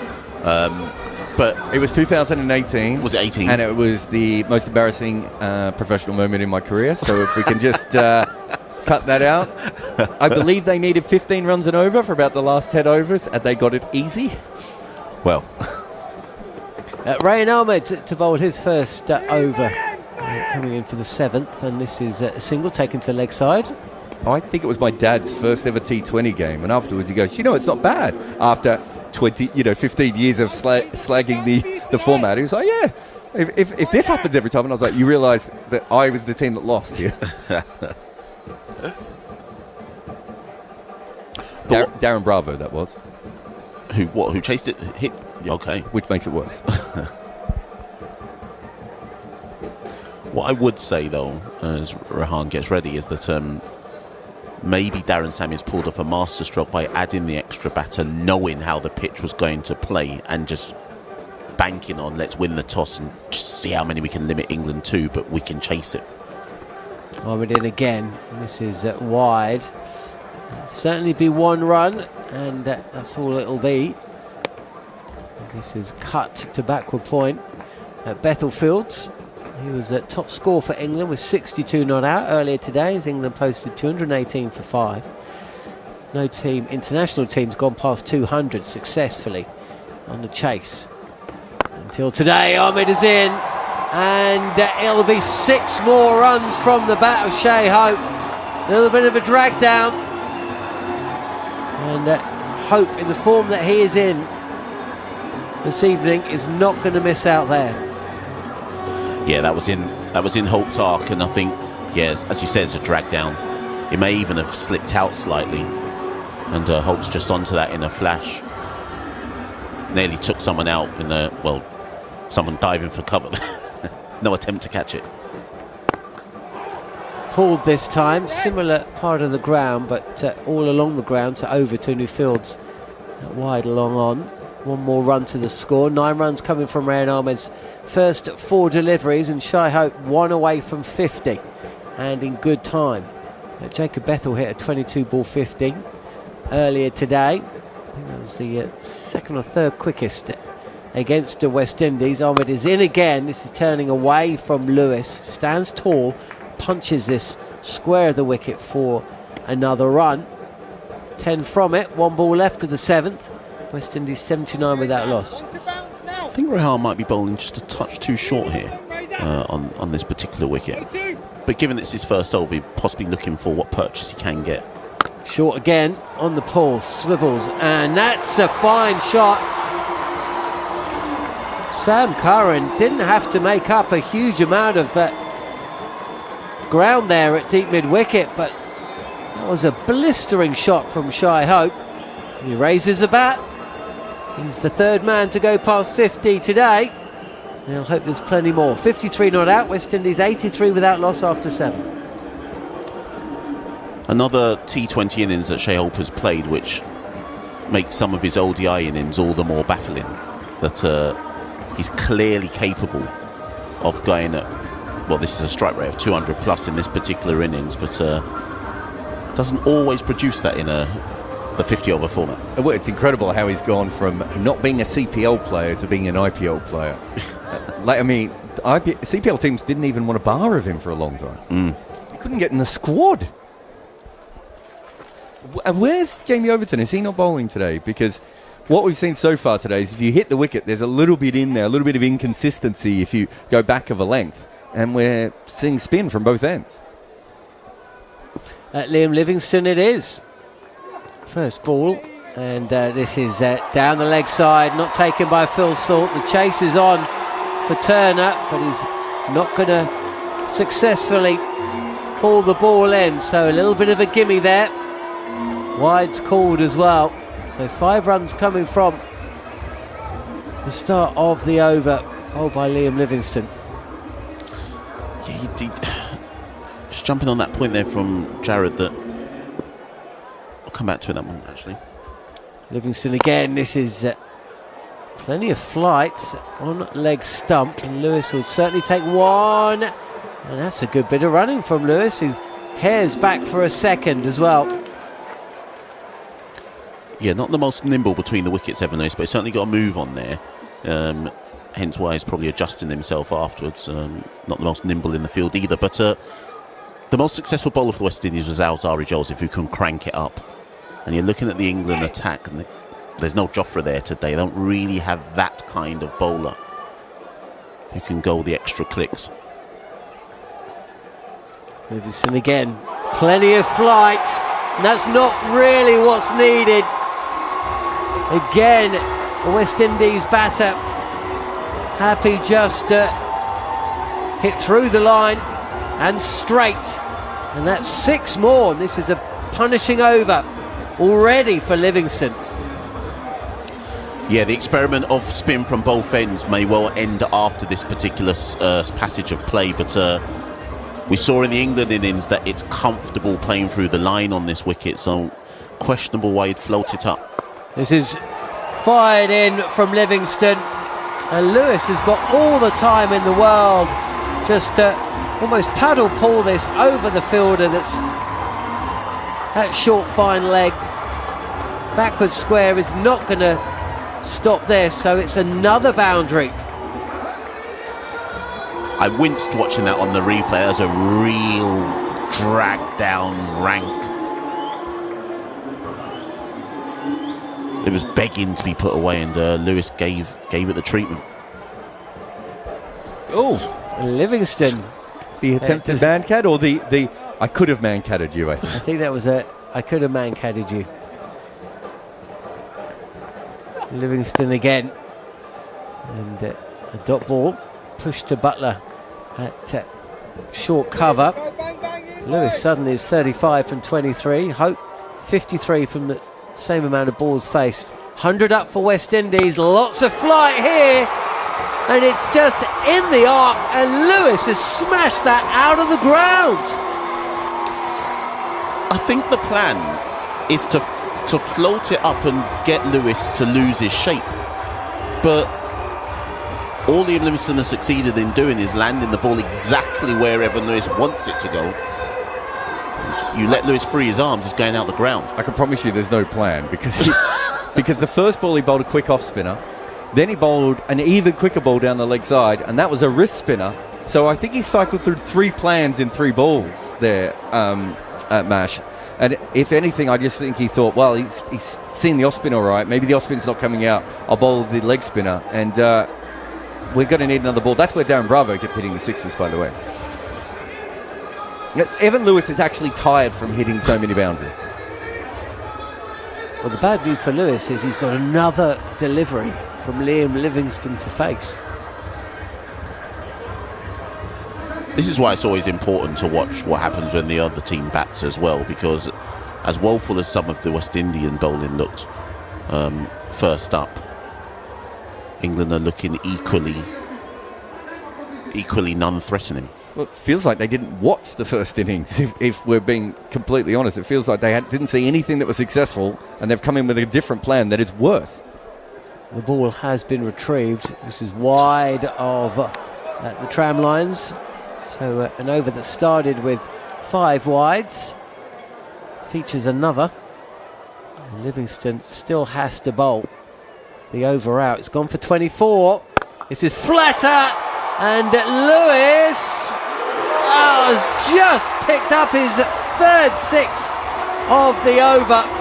Jacob Bethel at mid-wicket fancied it right until the end. He's hurled himself over the boundary. But 30 runs have come from Liam Livingstone's first and probably only over of the innings. And the West Indies, I have to say, are favourites from here to win the match. Yeah, most definitely. And that one, Jared, that's what I was trying to get at with the ball, I think 2 balls ago. I know you think there wasn't a plan there, but Lewis lost his shape with that one, but just slogged it over deep mid-wicket region, I believe it was, and he wasn't in control. But I don't know, unless you think that Liam still doesn't have a plan.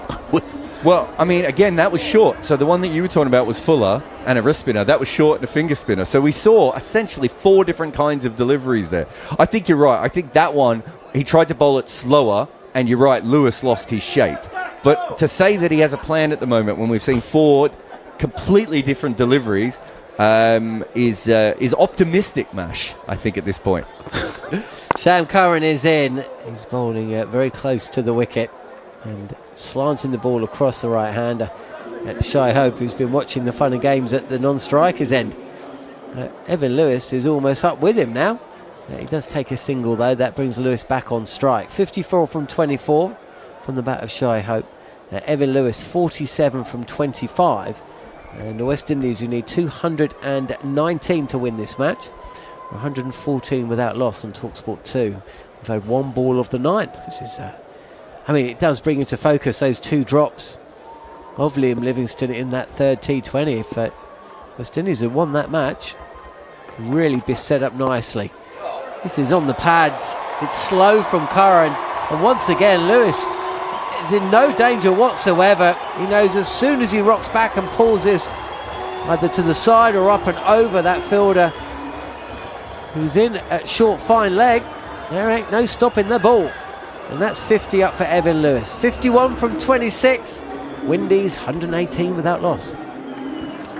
I'm trying to establish if there's any issues with the ball in terms of due or it. It's hard to understand how England have been so erratic. We did see that in the it goes again, Evan Lewis, and it's 4 more. It was Mosley at deep mid-wicket who was trying to get round to cut the ball off, a potential catch.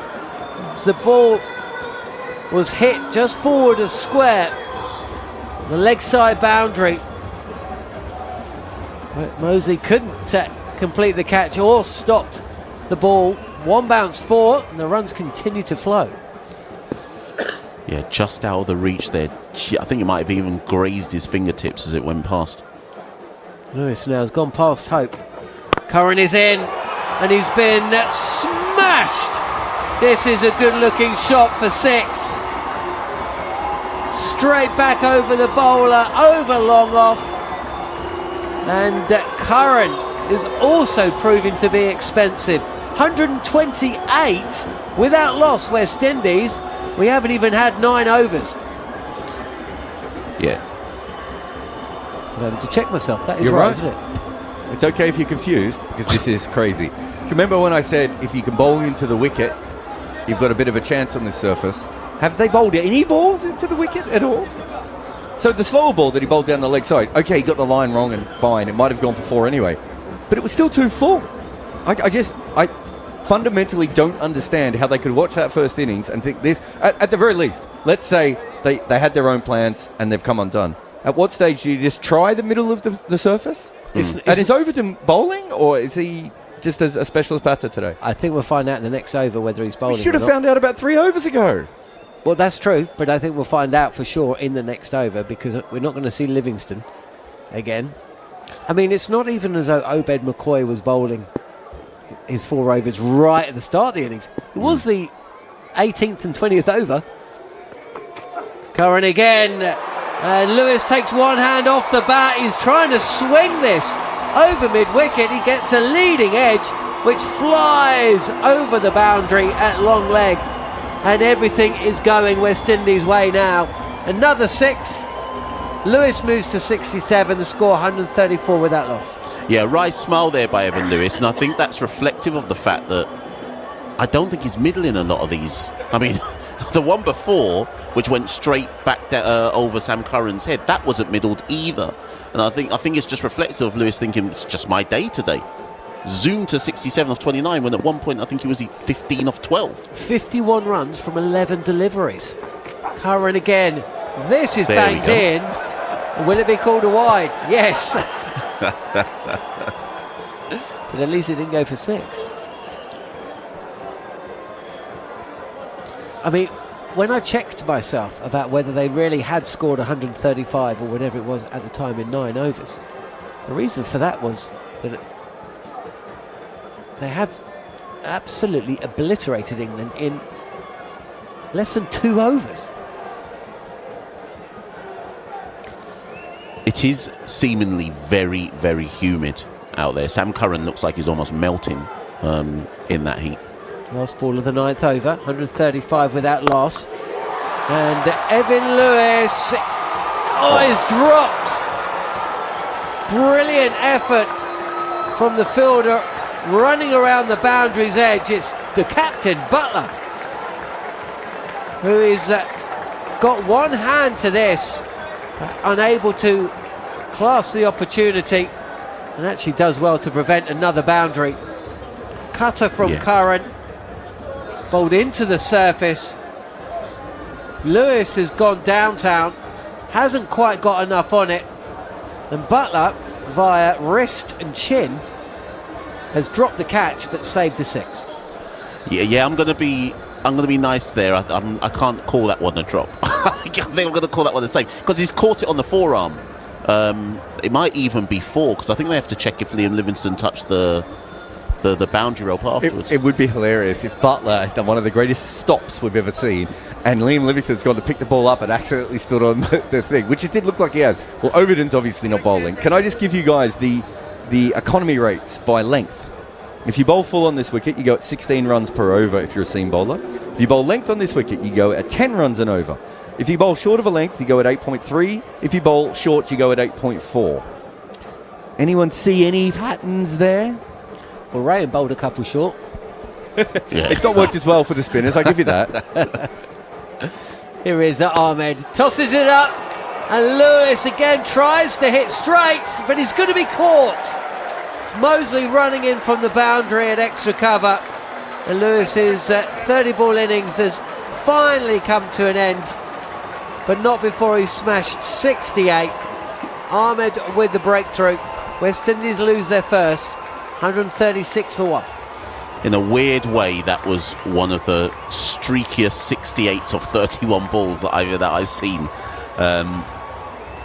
Evan Lewis has hit 7 6s and 4 4s in that innings of 68. I'm not sure of those 11 boundary balls how many of them were really and truly middled. And it's another ball where he's swiped at it. Obviously, it's caught out in the deep, and England will possibly think he should have been gone a lot earlier. But West Indies won't complain. He's set the foundation. West Indies 136 for 1, and we're not at the halfway stage yet. So a breakthrough for England. It's come thanks to Rayan Ahmed. But yeah, what an innings. I'm not sure how many deliveries Shai Hope has actually faced in the last 3 overs. Yeah, it's a very good point.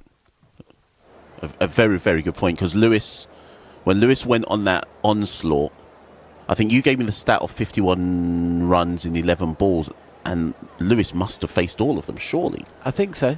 I think Hope might have taken a single. He might have faced one of them. That 136 stand for the first wicket was the second best for the West Indies. Gale and Smith versus South Africa back in 2007, the only one that's gone past it, 145.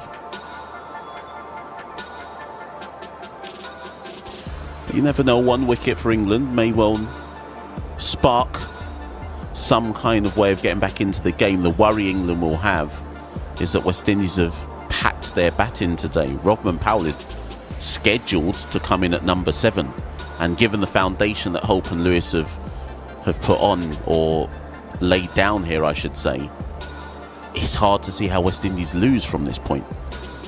Of course they can. Yeah, you said it. It's hard to see how. Note to producer, clip that. We've had a message from Georgie Heath, who is tuning into TalkSport 2 from a morning run here, and she sends a photo, which I think she's in Australia, and I might be wrong, but that she may be running the famous Bondi to Coogee. Have you been to Australia? I've not, I've not. But after West Indies' Gabba victory, I may have to go next time. Well, it is something, that walk. That's for sure. If it is the Bondi to Coogee walk, it looks like she might have been sending a photo from Bondi.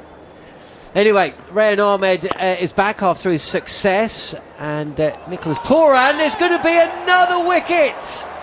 Nicholas Pooran, first ball, has drilled the ball to mid-wicket, Shy Hope has just set off, and the throw has come in to Ahmed, and the stumps are messed up, and that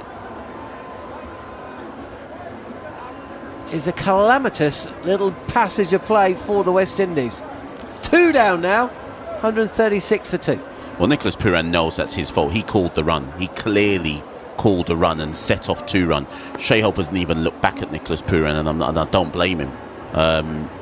He's gone halfway down the wicket, and the ball's come back before he's really even had a chance to turn back round. And I said Rodman Powell was scheduled to come in at number 7, but he's now coming in at number 4, probably because he's a right-hander and Hetmeyer and Rutherford are left-handers and they want to go right-left, you would assume, but I can't see why else he'd come in ahead of Hetmeyer and Rutherford.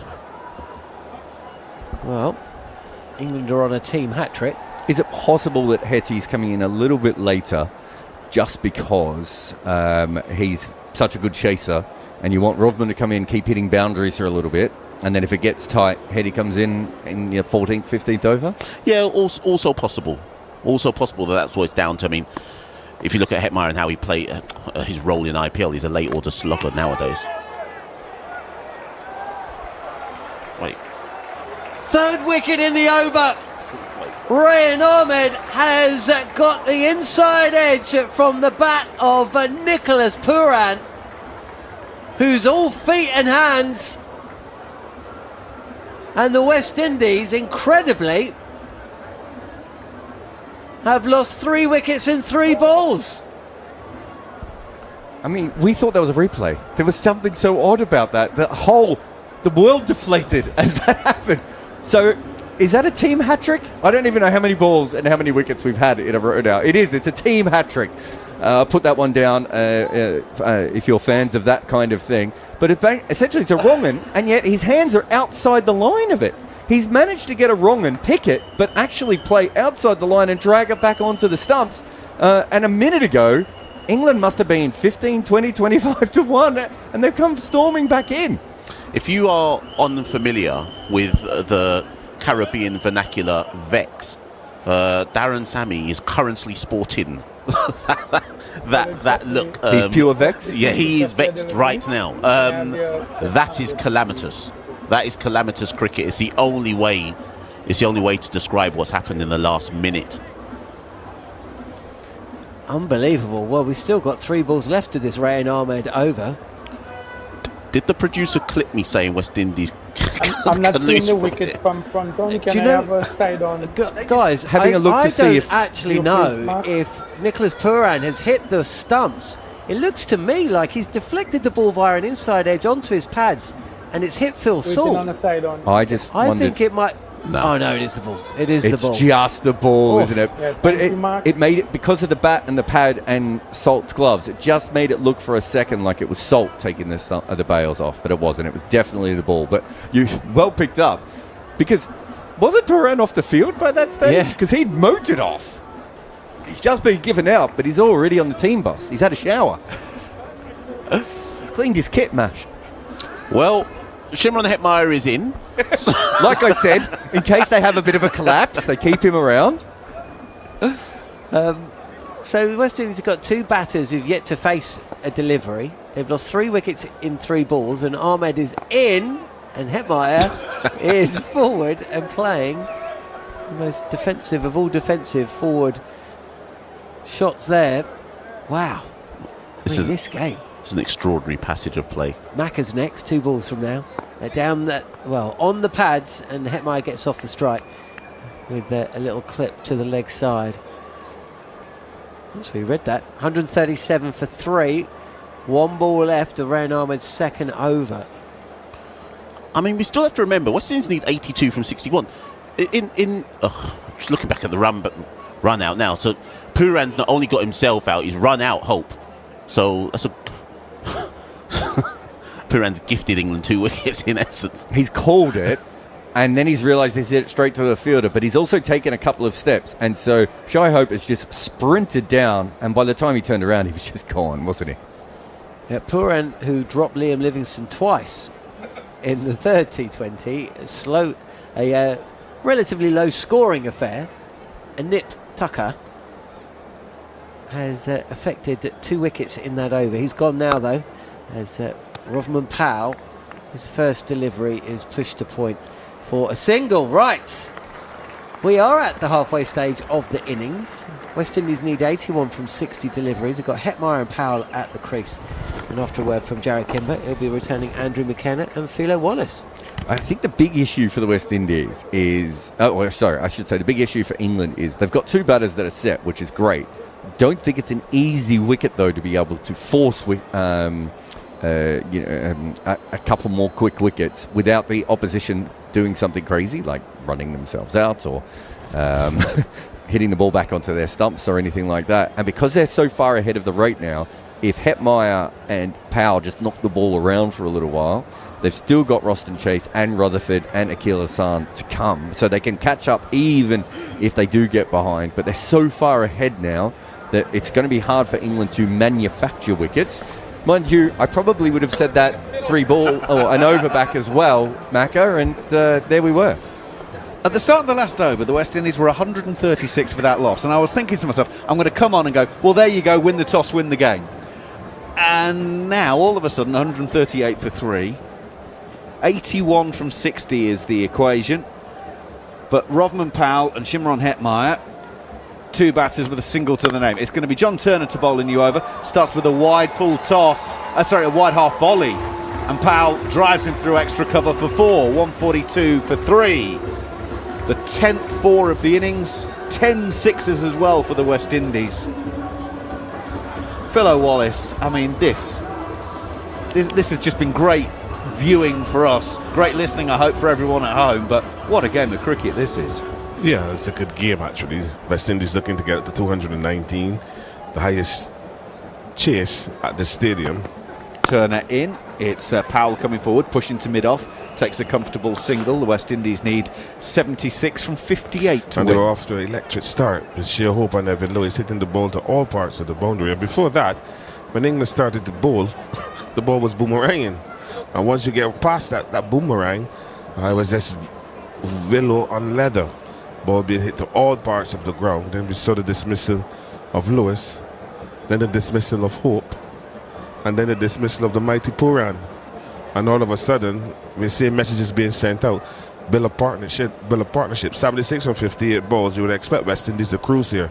But England have obviously, they've held their nerves and put some pressure back on West Indies. How well will Hetmeyer respond? He's yet to get a significant score in this series. England put a short leg in towards him. Turner will go in and bowl an in-ducking full toss that beats Overton at mid-off, but isn't going to have enough power on it to get to the boundary, and they're going to end up with 2. That's poor running. That is appalling running.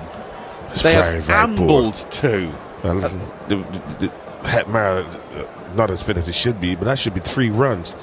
So looking for the Yorker, the ball, the 2 on the back, hit it straight down to long up mid-off. Overton misfield the ball, coming to his left, and then got up and chased and only got 2 runs. That is very poor running. 74 from 57 the equation. In goes Turner again. Short ball. Hetmeyer's on the pull. Gets it out to deep mid-wicket. Mosley is stationed out there, and it'll be a single. 73 from 56 the requirement, Jared. It's a weird field as well, because it wasn't a normal mid-off. He was like in almost at extra cover kind of position. And they've got 2 catchers on the leg side. So they've gone with an experimental field. We've seen them use this at times in this series before. Just go all in with a very odd field. And we expect them to bowl short, and I don't know why you would have that field and then bowl your next ball full outside off stump, Macca, but that's a different conversation. Well, yeah. Turner in once again to Rovman Powell, pushes out on the offside. Bowler will field in his follow-through, no run. You were talking earlier about the various theories about why Hetmeyer might have come in slightly lower down. There is another one that you didn't include. He's rubbish against England. In 8 games, 46 runs at an average of 5.8. His best against England in T20 internationals is 14. Well, he's only 10 away. Yes. And that was in his first ever game against England back in on this ground, March 2019. Rodman Powell is coming forward to Turner, pushes to long on. Overton is stationed on the boundary on this occasion, and that completes the over. Single taken, 147 for 3 here on TalkSport 2 and the TalkSport Cricket YouTube channel. West Indies need 72 more runs from 54 balls. It's a poor over. There's so much pressure on. He's come in, his first ball, he's bowled a throw down half volley outside off stump. He's then got no mid-off in place. So essentially there's a tactic they're going for, and he's just over-pitched on off stump. He might have been going for the bluff ball, like I don't want to have it go, but he didn't put any pressure back on the West Indies in that over, and that's what they really needed. At the same stage, West England were 110 for 2. So West Indies clearly ahead. But when you look at it, Powell now will have to play the rescue out. He's been the one consistent batter in the middle. I remember there's no Shepherd. Rayan Ahmed to start a new over. It's a wide googly outside of off stump, and Powell has just dispatched him over long on for 6. That'll bring up the 150. 153 for 3. First ball of the 12th over. Well, they're not allowing the leg spinner to settle at all. Rayan Ahmed, that ball was wide and allowed Powell to use his arms, big arms, and that lovely bat. Hit straight through the ball and hit it straight over long on for a 6. A good start to the over for West Indies. Pressure back on Riyad Abid, whose previous over was a successful one. Let's see how well he can rebound from that 6. Yep, no Adil Rashid for the last game or this one. It's a game for Rayan Ahmed to get more experience in the bank. And when you've got guys flaying you around, you have to come back. He does. He goes full into the toes. Powell hits to Overton at long on, and there is a single to be taken. If you haven't seen Cameron Ponsonby's article on Cricinfo about Overton, it's very much worth a read. If nothing else, for the comparison that Cam starts off the article saying, in Friends, Joey and Chandler bought a duck for no other reason than they could, and it looks like Overton is England cricket's duck at the moment. They want him in the side, but they're just not sure why. Rayan in, around the wicket to Hetmeyer, off the inside half of the bat, will roll along the floor up to mid-on to Livingston. They'll take a single, 64 needed from 51. Yes, obviously Hetmeyer looking to get a score. It's important for him and his confidence, and for West Indies as well. There is Ross and Chase and Rutherford sitting in the dugout, but these two would have to look to win this game for West Indies. Ahmed is in. Rodman Powell takes a big stride across outside of the off stump, plays the flick, and it'll go away for 4. The fielder out on the deep square leg boundary, can't get around down to fine leg, and it'll be another boundary. And the West Indies have got it almost down to a run a ball at this stage. 60 from 50. Set 219 to win this game. We were actually joking off air, Philo and I, a few moments ago, saying, wouldn't it be incredible if they were to achieve a record score winning with about 5 balls to spare? They might do it with a bit more than 5 at this rate. Yeah, they're going well. That's a very good shot for Rothman Powell. Staying low in his stance and just helping the ball down behind square for 4. Josh Butler now is going to leg slip. Rayan Ahmed is in, bowls the leg break. It's guided down to short third. Turner will dive away to his left-hand side inside the circle, get a hand on it, but he doesn't stop it cleanly. They will take 2. 58 from 49 the requirement. Good awareness there by Powell and Hetmeyer. Powell is working the ball behind point. Turner going down like a lumberjack, getting up like a container truck full of logs. And the batter is coming back for an easy second run, despite Phil Salt saying, come on Turner, but good awareness. Rayan Ahmed to finish it. Oh, it was a full toss. And if he had his time again, Rodman Powell would be lashing that over mid-wicket, but he didn't. He pushed it along the floor to mid-on, who was inside the circle. There's no run. Rayan Ahmed's now got 2 for 30 from 3 overs. It's been a bonkers last 10 minutes or so. The West Indies absolutely cruising until Nicholas Pooran ran out his captain, selling him down the wicket at the non-striker's end. Then played one onto his stumps the very next ball. And yeah, absolute craziness. 136 for none at the start of the 10th. 136 for 3 balls later. Yes, a good comeback here from England, but Powell, the captain, Powell is a captain, he's come out and he's 20 from 10 balls. Continues this good form, good consistent scores throughout this series, and he'll be looking obviously to try to get the other 58 runs from 48 balls. Hetmeyer is 5 from 5. He'll be looking to get a score. His highest score, as Maka said, is 14, and that was scored at this ground in 2019, which is a long time ago. a lot of things happened a long time ago in 2019. So Hetmar obviously is looking to get a decent score here to give him confidence for the final T20, and then West Indies face Bangladesh. So there's a lot still to play for West Indies here. But to get up to 219, if they can do that, will be a very good batting effort. England have turned to Saqib Mahmood. I think this is a good move. To come back in and bowl his third over, he starts full and straight, hit to mid-off by Hetmire. Joss Butler will do the fielding, just a single taken, 57 from 47. Saqib 0 for 9 coming into this third over. England need to regain a bit of control in this one, so go back to arguably your best performer in the series. Yeah, he's going to strike Burla because he wants to break this partnership. You don't want Hetmar and Powell to build any significant partnership in this run chase. 57 runs from 47 balls. Obviously, you would think the West Indies are cruising here, but as we saw, 3 quick wickets. Maybe they will get another 1, brings 2, might bring 3 again, and then you're into the tail. So it's important here for Powell and Hetmar to still continue to back cautious. Here goes Saqib in once again. Powell turns it through square leg. Long single out to Sam Curran on the boundary. 56 from 46, 163 for 3. Yeah, good in swinger there from Saqib. That ball coming back in quite sharply to Captain Powell, who just worked it nicely in front of square for yet another single. It's good to see that between all that hitting 4s and 6s, there's still some common sense batting of working the ball into the gaps and picking up the 1s and 2s. We haven't seen any effect of Joe anyway on the ball. No. Wonder if we'll see Overton bowl this evening. He's sort of has one match where he bowls, one match where he doesn't. It's too late. I mean, surely if they were going to bring him on, he would have bowled already, right? You would have thought, but hey. Saqib in once again. He gets big on Hetmire and he edges it down to third. Took the shoulder of the bat, flew away. They'll take a single. 164 for 3. Good pacey short ball there from Saqib Mahmood. That ball is hitting and leaving Hetmire. Hetmire looking to play the ball into the leg side. But with these modern day bats now, Andrew, they don't have any edges. They just hit the right face. They got a right face, a left face, a straight face, and a face behind the bat. So just hit another face and down to third man. But good bowling from Saqib. I like the pace. He's come back and he's still bowling with high pace, which is very good to see. 3 singles from the over so far.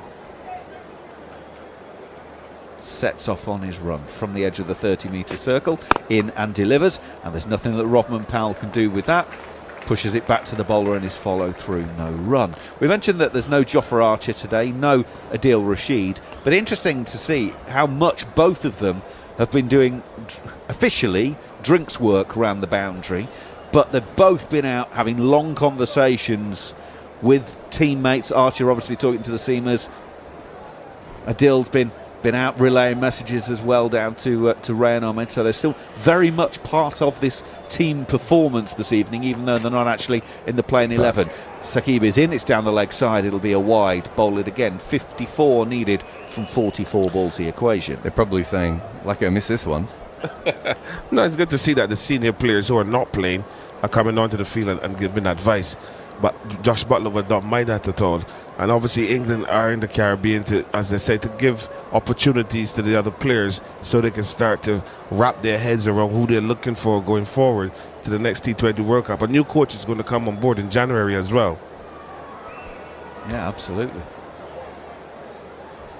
Saqib's the bowl, the 5th ball of the over. Again, it's that fast bowler's length, just back of a good length, and Rovman Powell, he's got no width to work on it. It's punched to Liam Livingston at mid-off, no run. So 3 singles and a wide from the over so far. And the key is pace.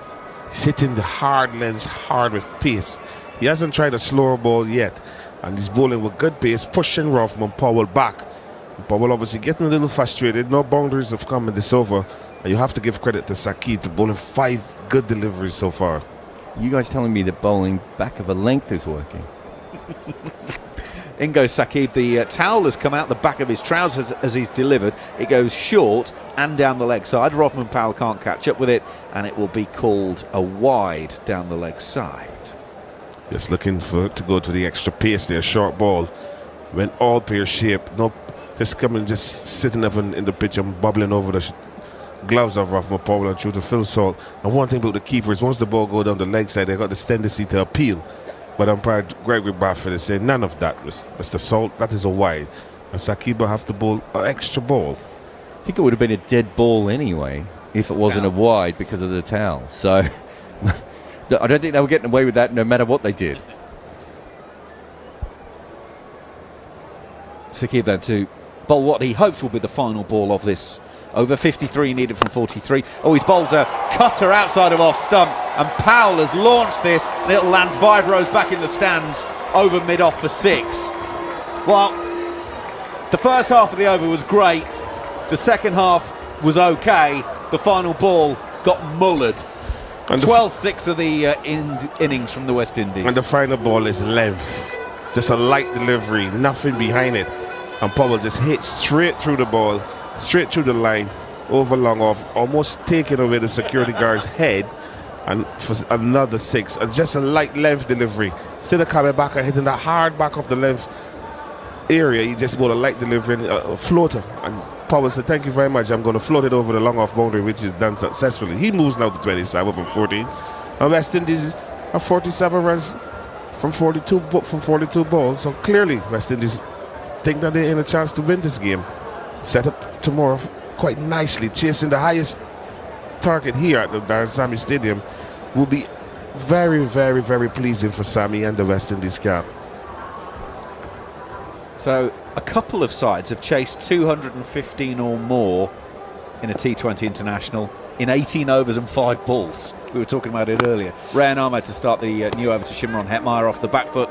He punches back to the bowler in reply. South Africa against Australia at Centurion last year, when they made 259 for 4 in 18 overs and 5 balls.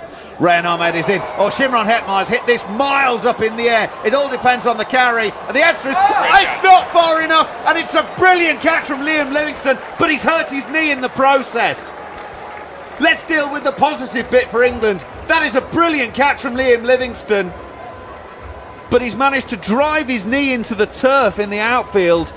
Now I can see an awful lot of teeth, and I'm not sure whether it's a grimace in pain or actually a sort of a celebratory grin from him. No, it was pain. He called, well, I don't even know if he called, but I don't know if it was Jacob Bethel or Sam Curran. Someone came straight over to him and called for the physio to come on immediately. You said his knee on the replay, and even live, I wasn't sure it was his knee. I wondered if he rolled onto the ball, or did his shoulder, or... Hetmyer has failed again.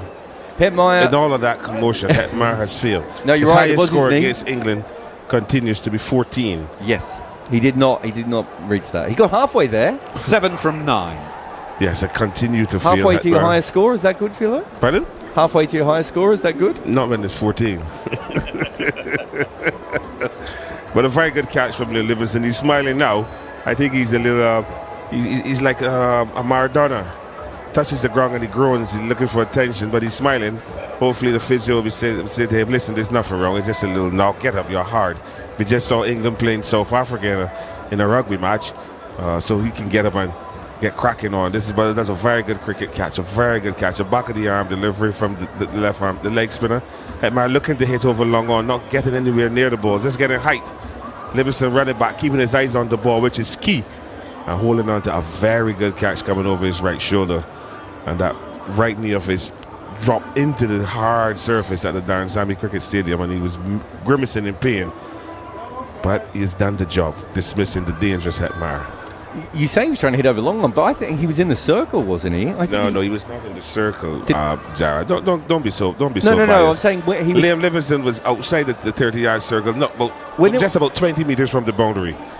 No, what I'm saying is when the field was in, I think he was actually in the circle. He ran back with the flight to take the catch. No, he was outside the circle. I have 4 eyes. Jared, you have 2. I can see a little better than you because of my glasses. He wasn't all the way back in the boundary. No, he wasn't all the way back. It was a good catch because he was outside the circle. He did very well, yeah. And he did very well to take that catch. And that will bring Sherford Rutherford into strike. I'm disappointed with this young man. In Sri Lanka, he was the batter. In the ODI series, he looked good. And since the T20s have started, he just fell off the boil. And it's amazing how your form can fluctuate so quickly in between matches, and the matches they don't have a lot of downtime. So it's quite strange why this guy has not shown consistency in the T20 series so far. Well, Rayan Ahmed's now got 3 for 30, and he's going to go in and bowl to Rutherford, bringing him forward playing defensively out on the offside. Should say Liam Livingstone has left the field to go and be checked out by the England medical staff. They will hope to get him back out there as certainly one of England's better fielders. Rayan Ahmed is in. Shafane Rutherford's got up and under this. Very similar kind of place to where Livingstone took the last catch, but this one has got just enough on it to land 1.5 meters over the boundary sponge. Bethel couldn't get around to that one, and Rutherford gets off the mark with a 6. West Indies need 41 from 38 here on TalkSport 2. Andrew, we were discussing these bats off year. He didn't get nowhere near that ball. That ball hit the toe end of the bat, and the ball barely dropped over the boundary's edge there at long on. Bethel, if he was on the boundary, maybe he could have had a better chance of taking a catch. And now we see Rutherford going down. He's got cramp. He's got shot by a sniper. He's had one ball, and it was funny because even when he was walking down the other end, wasn't he? And I thought to myself, he's not okay. Yeah, he was limping. And I think he'd actually given up. I think he thought he was getting caught. He was just walking off, and then all of a sudden it was 6, and he's gone down like he's been done from a sniper on the grassy knoll. Yeah, he has to be careful. Obviously, Rutherford only faced 2 balls. He's hit 6 runs. Luckily for him that the fielder was not posted on the boundary's edge, because I believe if the fielder was on the boundary's edge, he would have stand a chance of taking that catch. I know in this modern day game, you can catch it, throw it onto the field, jump off and jump back on and take the catch. Well, so the long off had come around, so he could have just passed it off to long off if that had been the case. Agreed. The physios are doing a lot of work out here, though. Yes. Naka. That was Dr. Dennis Byam. Do you remember my fact about Dr. Dennis Byam? Come on, it was a good one. Come on. He captained the Cuban cricket team. Yes. And I was on a radio program a couple months ago with the Honorable Dr. Ralph Gonzalez, who's the Prime Minister of St. Vincent and the Grenadines, and he rates Dr. Byam highly. Because don't forget, we had Shamar Joseph in Australia with a bad toe, and Byam told him, come to my room, and the next day he ran in and shocked Australia and shocked the entire world after getting a toe crushing Yorker. So Dr. Byam is not only the medicine man, but he's the magical medicine man. Absolutely. It's a great, if you're working in the medical industry in sports, a great reputation to have. So let's recap where we are while Rutherford gets treatment for cramp. West Indies were set 219 by England. England posting 218 for 5 from their 20 overs. Jacob Bethel was the top scorer, 62 from 32 deliveries. He was not out. Phil Todd made 55 from 35. Will Jacks 25 from 12. Josh Butler 38 from 23. Sam Curran was 24 from 13 at the end. In reply, West Indies went off like a scolded cat. Lewis and Hope. Evan Lewis made 68 from 31 when he was caught by the bowling of Dan Mosley off the bowling of Rayan Ahmed. First ball of the 10th over. The next delivery, Nicholas Poran, new batter, pinged it straight to mid-wicket and set off for a run that wasn't there, then sent back Shea Hope. He was run out at the non-strikers end, 54 from 24, so that was 136 for 2. And then the next ball after that, Poran edged it off of his own pad onto the stumps, out, 2-ball duck, 136 for 3, 9 overs and 3 balls. Hetmeyer, the 4th to go, caught by Livingstone off the bowling of Rayan Ahmed, 7 from the 9 balls that he'd faced. West Indies 172 for 4 then, they are 178 for 4 now, so 41 needed from 38 balls to win this game and set up tomorrow's game, well, a little bit more intriguing. England, of course, are already 3-0 up with only one more game after tonight to play, but it would at least give some jeopardy tomorrow, if you like, in the sense that could the West Indies get back-to-back wins if they were able to get over the line on this one. Right, Rutherford, they have rebuilt him. He is the $6 million man. And Rayan Ahmed has 2 balls left of his evening's work with the ball. In he goes around the wicket, bowls a googly. Rutherford plays it through point all along the floor. They'll take a single. 179 for 4. West Indies need 40 from 37. One thing I found with Rayan Ahmed is that he bowls a lot of googlies to the left-handed batter, which I think is a giveaway. In fairness, he just bowls a lot of googlies full stop. But he doesn't bowl a leg break. So he's a googly bowler. Pretty much, yeah. He does have a leg break, but I would say he bowls up the wrong end about 70-75% of the time. He goes in for his final ball of the evening and bowls it onto the middle of Rodman Powell's bat. And Rodman Powell lashes him into the crowd for 6. So Ryan Ahmed finishes with a wicket in his final over, but also finishes with 2 sixes. 4 overs, 3 for 43 are Ryan Ahmed's figures. And it means that the West Indies have reduced it further still. Do you know what? Earlier this evening I looked at the win predictor, and England were at 91%. The West Indies are now 94%. That's how much of a swing this game has had. If I'm not mistaken, I think both teams have been 20-1 at times. And I think that why I would say that Riyad Ahmed should bowl more leg breaks, Powell is just confirming. Because with the Google, he's just bowling into the hitting zone. And most of the batters are going to let the hitting over long on. And Powell middling that ball, hit it way back for yet another 6. So it's something that he has to work on. If you're a leg break bowler, you're bowling to the right-handed batter. You want to bowl more leg breaks. Because the batters in the modern day look to swing the ball to the leg side. If you're bowling leg breaks, we're supposed to bowl from leg to off, and you swing to the leg side, the outside edge comes into play.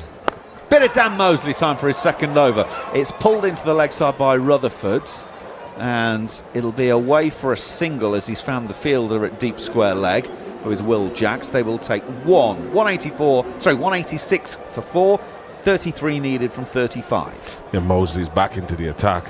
Got a tap in his first over. The ball was short, and Rutherford going onto the back foot and hit it down to deep square where Jacks is down there, get a single to bring Powell on strike. Mosley around the wicket, short ball, head height, and it's pulled to Ryan Ahmed, who's at deep square leg, and they'll take a single. I'll tell you something about Dan Mosley. He reminds me of a former Barbados and West Indies off spinner named Ryan Hurley. He was a genuine off spinner, but then he developed this quicker ball that was a bouncer. Not a big runner, but very, very strong. Dan Mosley reminds me of him, but he's more of a medium fast bowler. Mosley in once again, pushed it by Rutherford out to extra cover. They'll take a single. 31 from 33. The one thing I would say about that bumper is I hope that he and Phil Salter works out a single. Because as a former keeper myself, the prospect of Mosley coming in and sticking that one in halfway down the pitch and you not knowing. Former? Have you retired? Well, I'm semi-retired. That would scare the you-know-what out of me. Mosley around the wicket. Powell punches to mid-on. They will take a single, Overton Fields. But Phil Salter's wicket keeper the helmet. I still want to know, mate. Yes, I know. I saw a video circulated in one of my chat groups. Kyle Rackham was bowling to a batter, and he bat the ball. He missed the ball, missed the bat. I hit him full in his helmet. So I would think that they will have a sign, because he's no slouch. He's strong. He bowls at high pace, and if the batter decides to go down and the keeper doesn't know, he's going to bite it. Mosley in. It's again at wide outside of off stump, shortish ball, no timing from Rutherford at all, but it is an easy single. 29 now needed from 31. The West Indies have got the requirement under a run a ball, and I'll say it again, they're chasing 219 to win. They're 190 for 4. Very good run chase so far by West Indies. Final ball of the over. It's a lowish full toss from Mosley. Off of the pads is Powell clipping it out to Bethel at deep mid-wicket. They will take a single. So that is 15 overs gone. 191 for 4. As a comparison, England at this stage were 155 for 4. So the West Indies are off and over the hills and into the distance in front. England have to take wickets to win this game. That's the only way they can win the game, Mark, is if they take wickets. 28 runs off 30 balls, and you got 6 wickets in the hutch.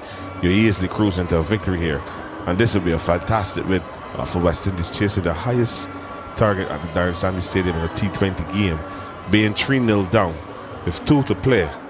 Winning tonight was set up tomorrow even better, because England wouldn't like to lose 3 straight, and West Indies will obviously look to win 2 straight as well. 28 off 30. I'll be honest, I find it hard to see how England can win, but West Indies still making some odd decisions at times, so I can kind of see how they could lose it, if that makes sense. And I know Mash will feel comfortable with that statement more than anyone else. But Saqib coming back on certainly looked the pick of the bowlers so far for England tonight. No runs off the bat, I think, for his first 8 or 9 balls. John Norman. And he's in now, is Mahmood. There will be a run from the bat of Rovman Powell, who moves to 37, pulling powerfully into the deep. That brings Rutherford on strike, who I saw needed treatment after 2 deliveries. Picked up cramp. To be fair, he did have to walk to the other end after that first 6, so... Good effort in the field from him as well.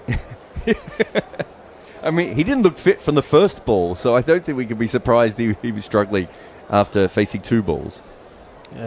Michelle St Patrick Hewitt is back with us here on TalkSport 2. West Indies lost 2 wickets immediately after he said that they would win the game. So we'll just have to wait and see as this is defended back to Saqib Mahmood. And you're right, Jared, he looked very impressive earlier on. West Indies were 5 without loss after 2 overs. All 5 runs coming from John Turner's opening 6 balls.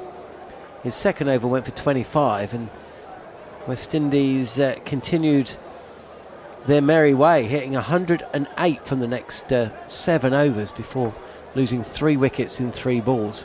Middle of those by way of a run out as Mahmood is in again.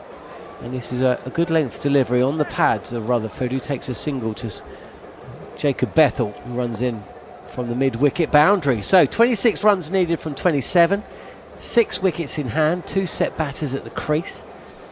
And Mahmood is about to be bowled out. Consolation victory surely is within West Indies' grasp here. Michelle. Yeah, I think as Jared said, it's hard to come up with an equation where they lose this one. Mahmood again. This is defended back to the bowler by Powell, and it does seem like West Indies are just going to see him off. That's not what I said. I said I can't see how England could win this, but I said I still could see how West Indies could lose it.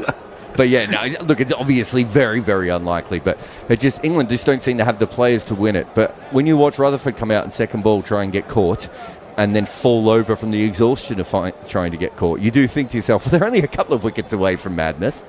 Mahmood again, past the umpire, and a single taken from Powell. He moves to 38 from just 21 deliveries, and West Indies 194 for 4. They've not come close to hauling in a total like the one England set them earlier today when Jacob Bethel top score with 62 not out, 55 to Phil Salt. Runs for Jacks, Salt, Jacks, Butler and Curran. And it was that blitz. Evan Lewis, 68 from 31 balls.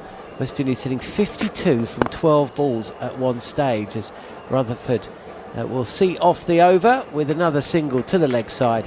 And that's it. Saqib Mahmood done. 4 overs, no wickets, but he went for just 24. By far the best economy rate. Although I don't have Rain Ahmed's figures in front of me. Well, he's got 3 of the he's got 3 wickets, has he not? Or maybe possibly 2, in fact. But should West Indies go on to win this game, and obviously with another T20 World Cup about 18 months away, so it's hard to draw major conclusions from it all. But let's do it anyway. Yeah, as I now attempt to do so. I do just wonder how worried Darren Sammy would be that his team looks no closer to knowing how to set totals. Like, don't get me wrong, any game that West Indies in where they have to chase, you give them a strong chance. But if you can't set a total and you're planning to win a World Cup, I would, if I was working with them now, I would be saying let us bat first in every single T20 game between now and then. John Turner back for his 4th over. His second one was very expensive, and this is full on the pads and single taken to square leg by Shafane Rutherford, who moves to 13. West Indies need to watch themselves here, because I understand that I mean, they only have to... They lose 3 more wickets in 3 balls. Again, yeah. I mean, it's just one of those ones, you're asking pressure. You're invited... 23 from 28, and I understand this way of going about things for another over or 2. But 23 from 23. Turner again. Forward is Powell, and that's a dot ball. I think me and Mash have seen Powell do this before, where sometimes he looks really defensive and then he just goes, okay, and he flicks the switch and he hits 3 sixes in a row. But I've also seen him try and do that and get bowled. And so he puts pressure on everyone else sometimes. But he's actually quite a good chaser for a player who's not really known as that kind of a player. Yeah, I just have a feeling that they're biding their time. This game will be won by them hitting 6s and 4s. Turner again, and he's trapped him in front of the stumps, and the finger's gone up. Powell trying to hit across the line. Looks like he's been hit adjacent. Powell's going to review, but it seems to me it's more in hope than expectation. And have the West Indies lost their 5th wicket? England and the umpire say yes, and we will wait and see whether the 3rd umpire agrees. The umpire to director. I thought that was Plum, and the only thing that could save him is him hitting it, and Phil Salk took the catch. I've already checked the feet. It's a fair delivery. Yeah, hold on a minute. Yeah, I completely forgot about that. So unless I've seen something, unless I've missed something obvious here, that just looked like it hit him straight in front of middle stump.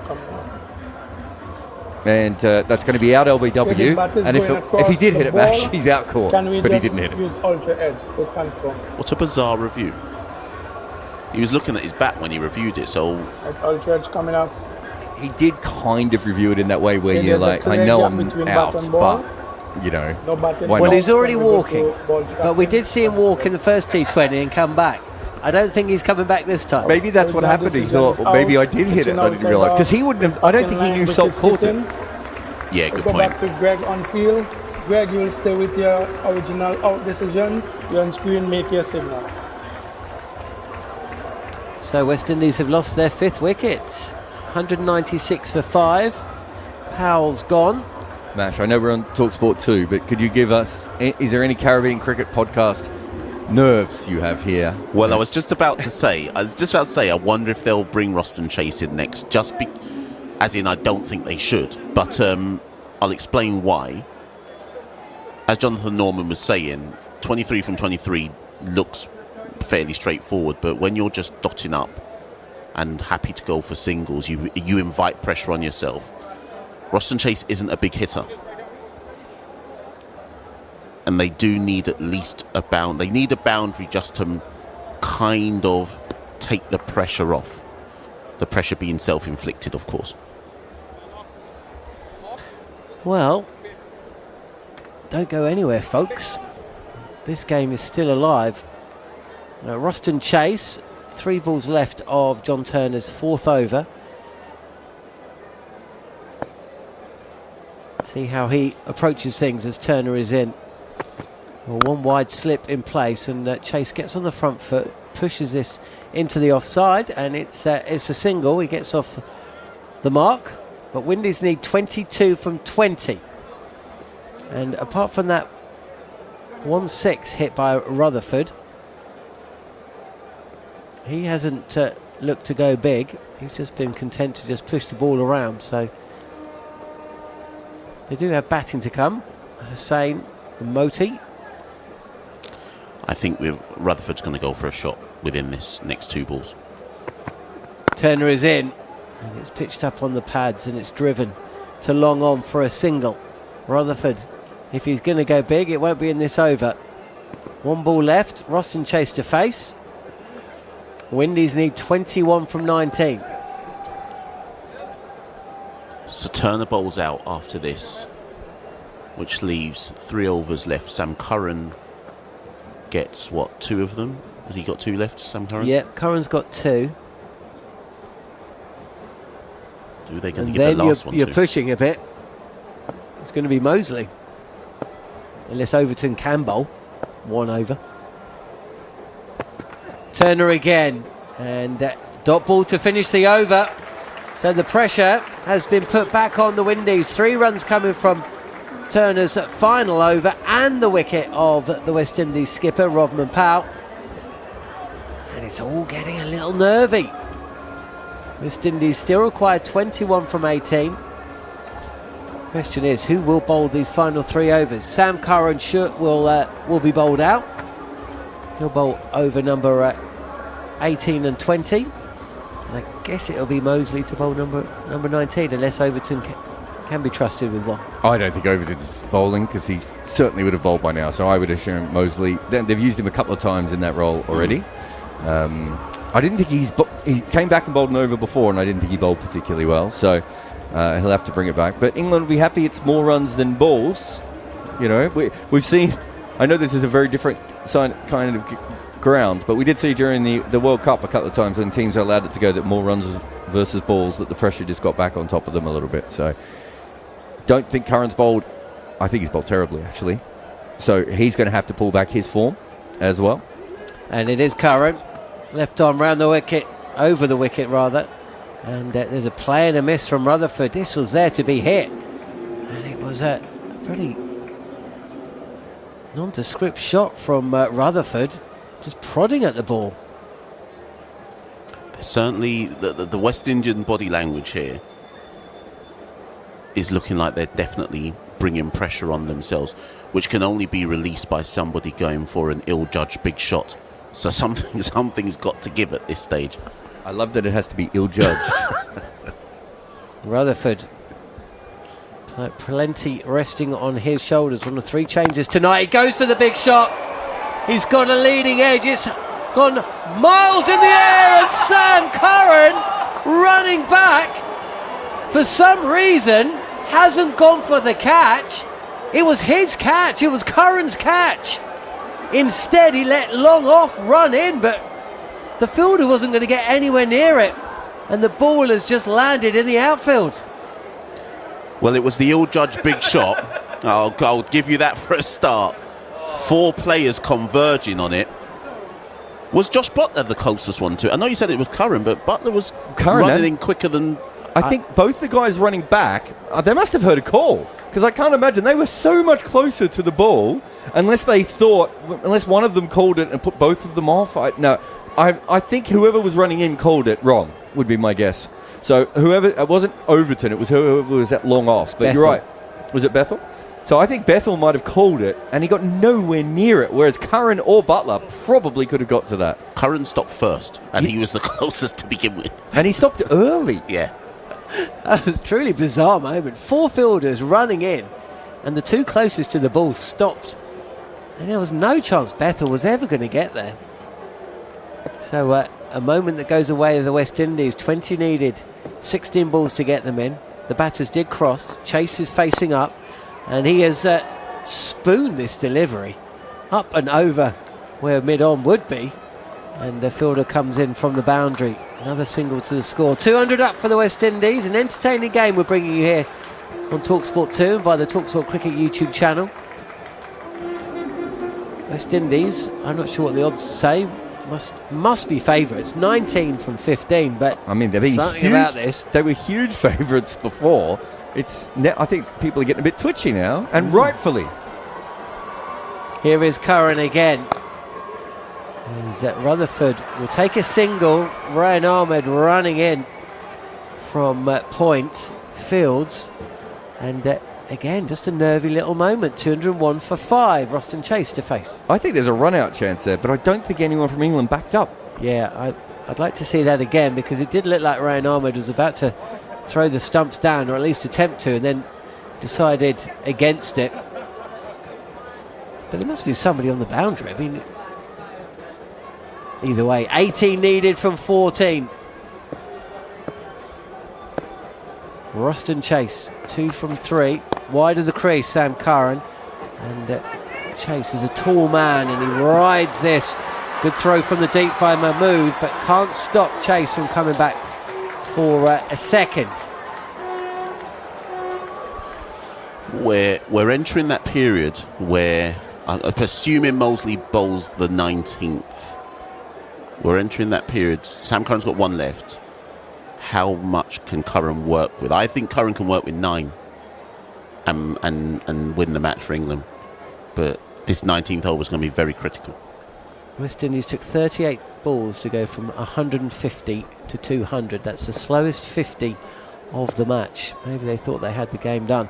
Last ball of Curran's 3rd over, and it's drilled back to the bowler, and there's a rolling stop from Butler at mid-on. So decent over for England. 6 runs coming from it. 15 needed from 12.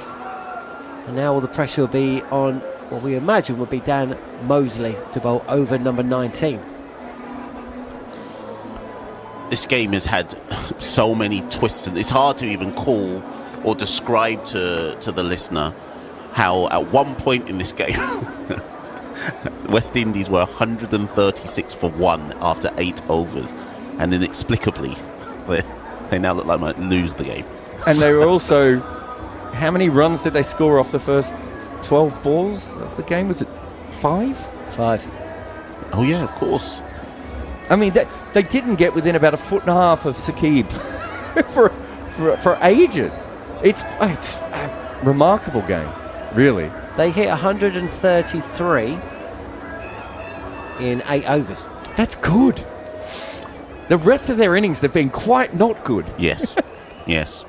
Okay, Roston Chase then is going to face, and it's Dan Mosley, whose 2 overs have gone for 19. Now, he bowled really short before when he came on.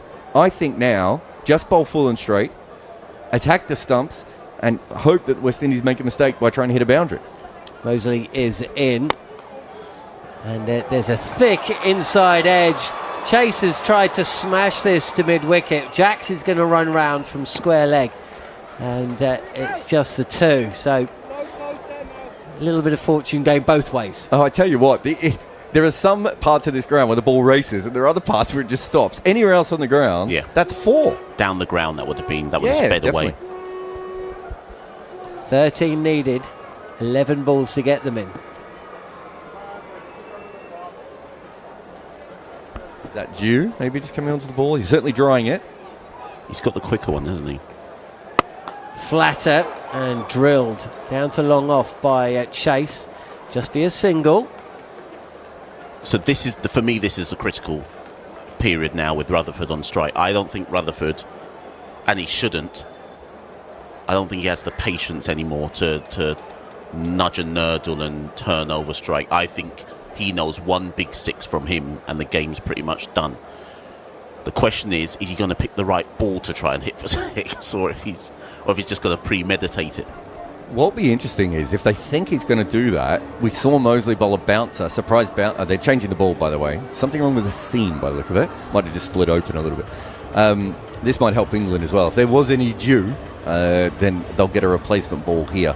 But if he does think Rutherford's going to come for him, if he bowls that surprise bouncer, there's every chance that Rutherford just spoons it straight up in the air. It's actually very hard to hit a fast short ball from a spinner, even a faster spinner, if you're premeditating a little bit, because you're just a little bit behind where you should be. Well, Phil Salt, Joss Butler, deep in conversation with Dan Mosley, playing in his first overseas tour for England.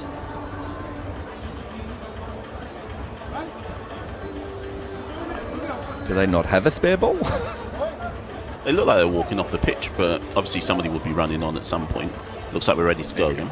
Here we go. West Indies tried a couple of times to get a new ball, didn't they, during that third T20? So they'll be watching on ruefully.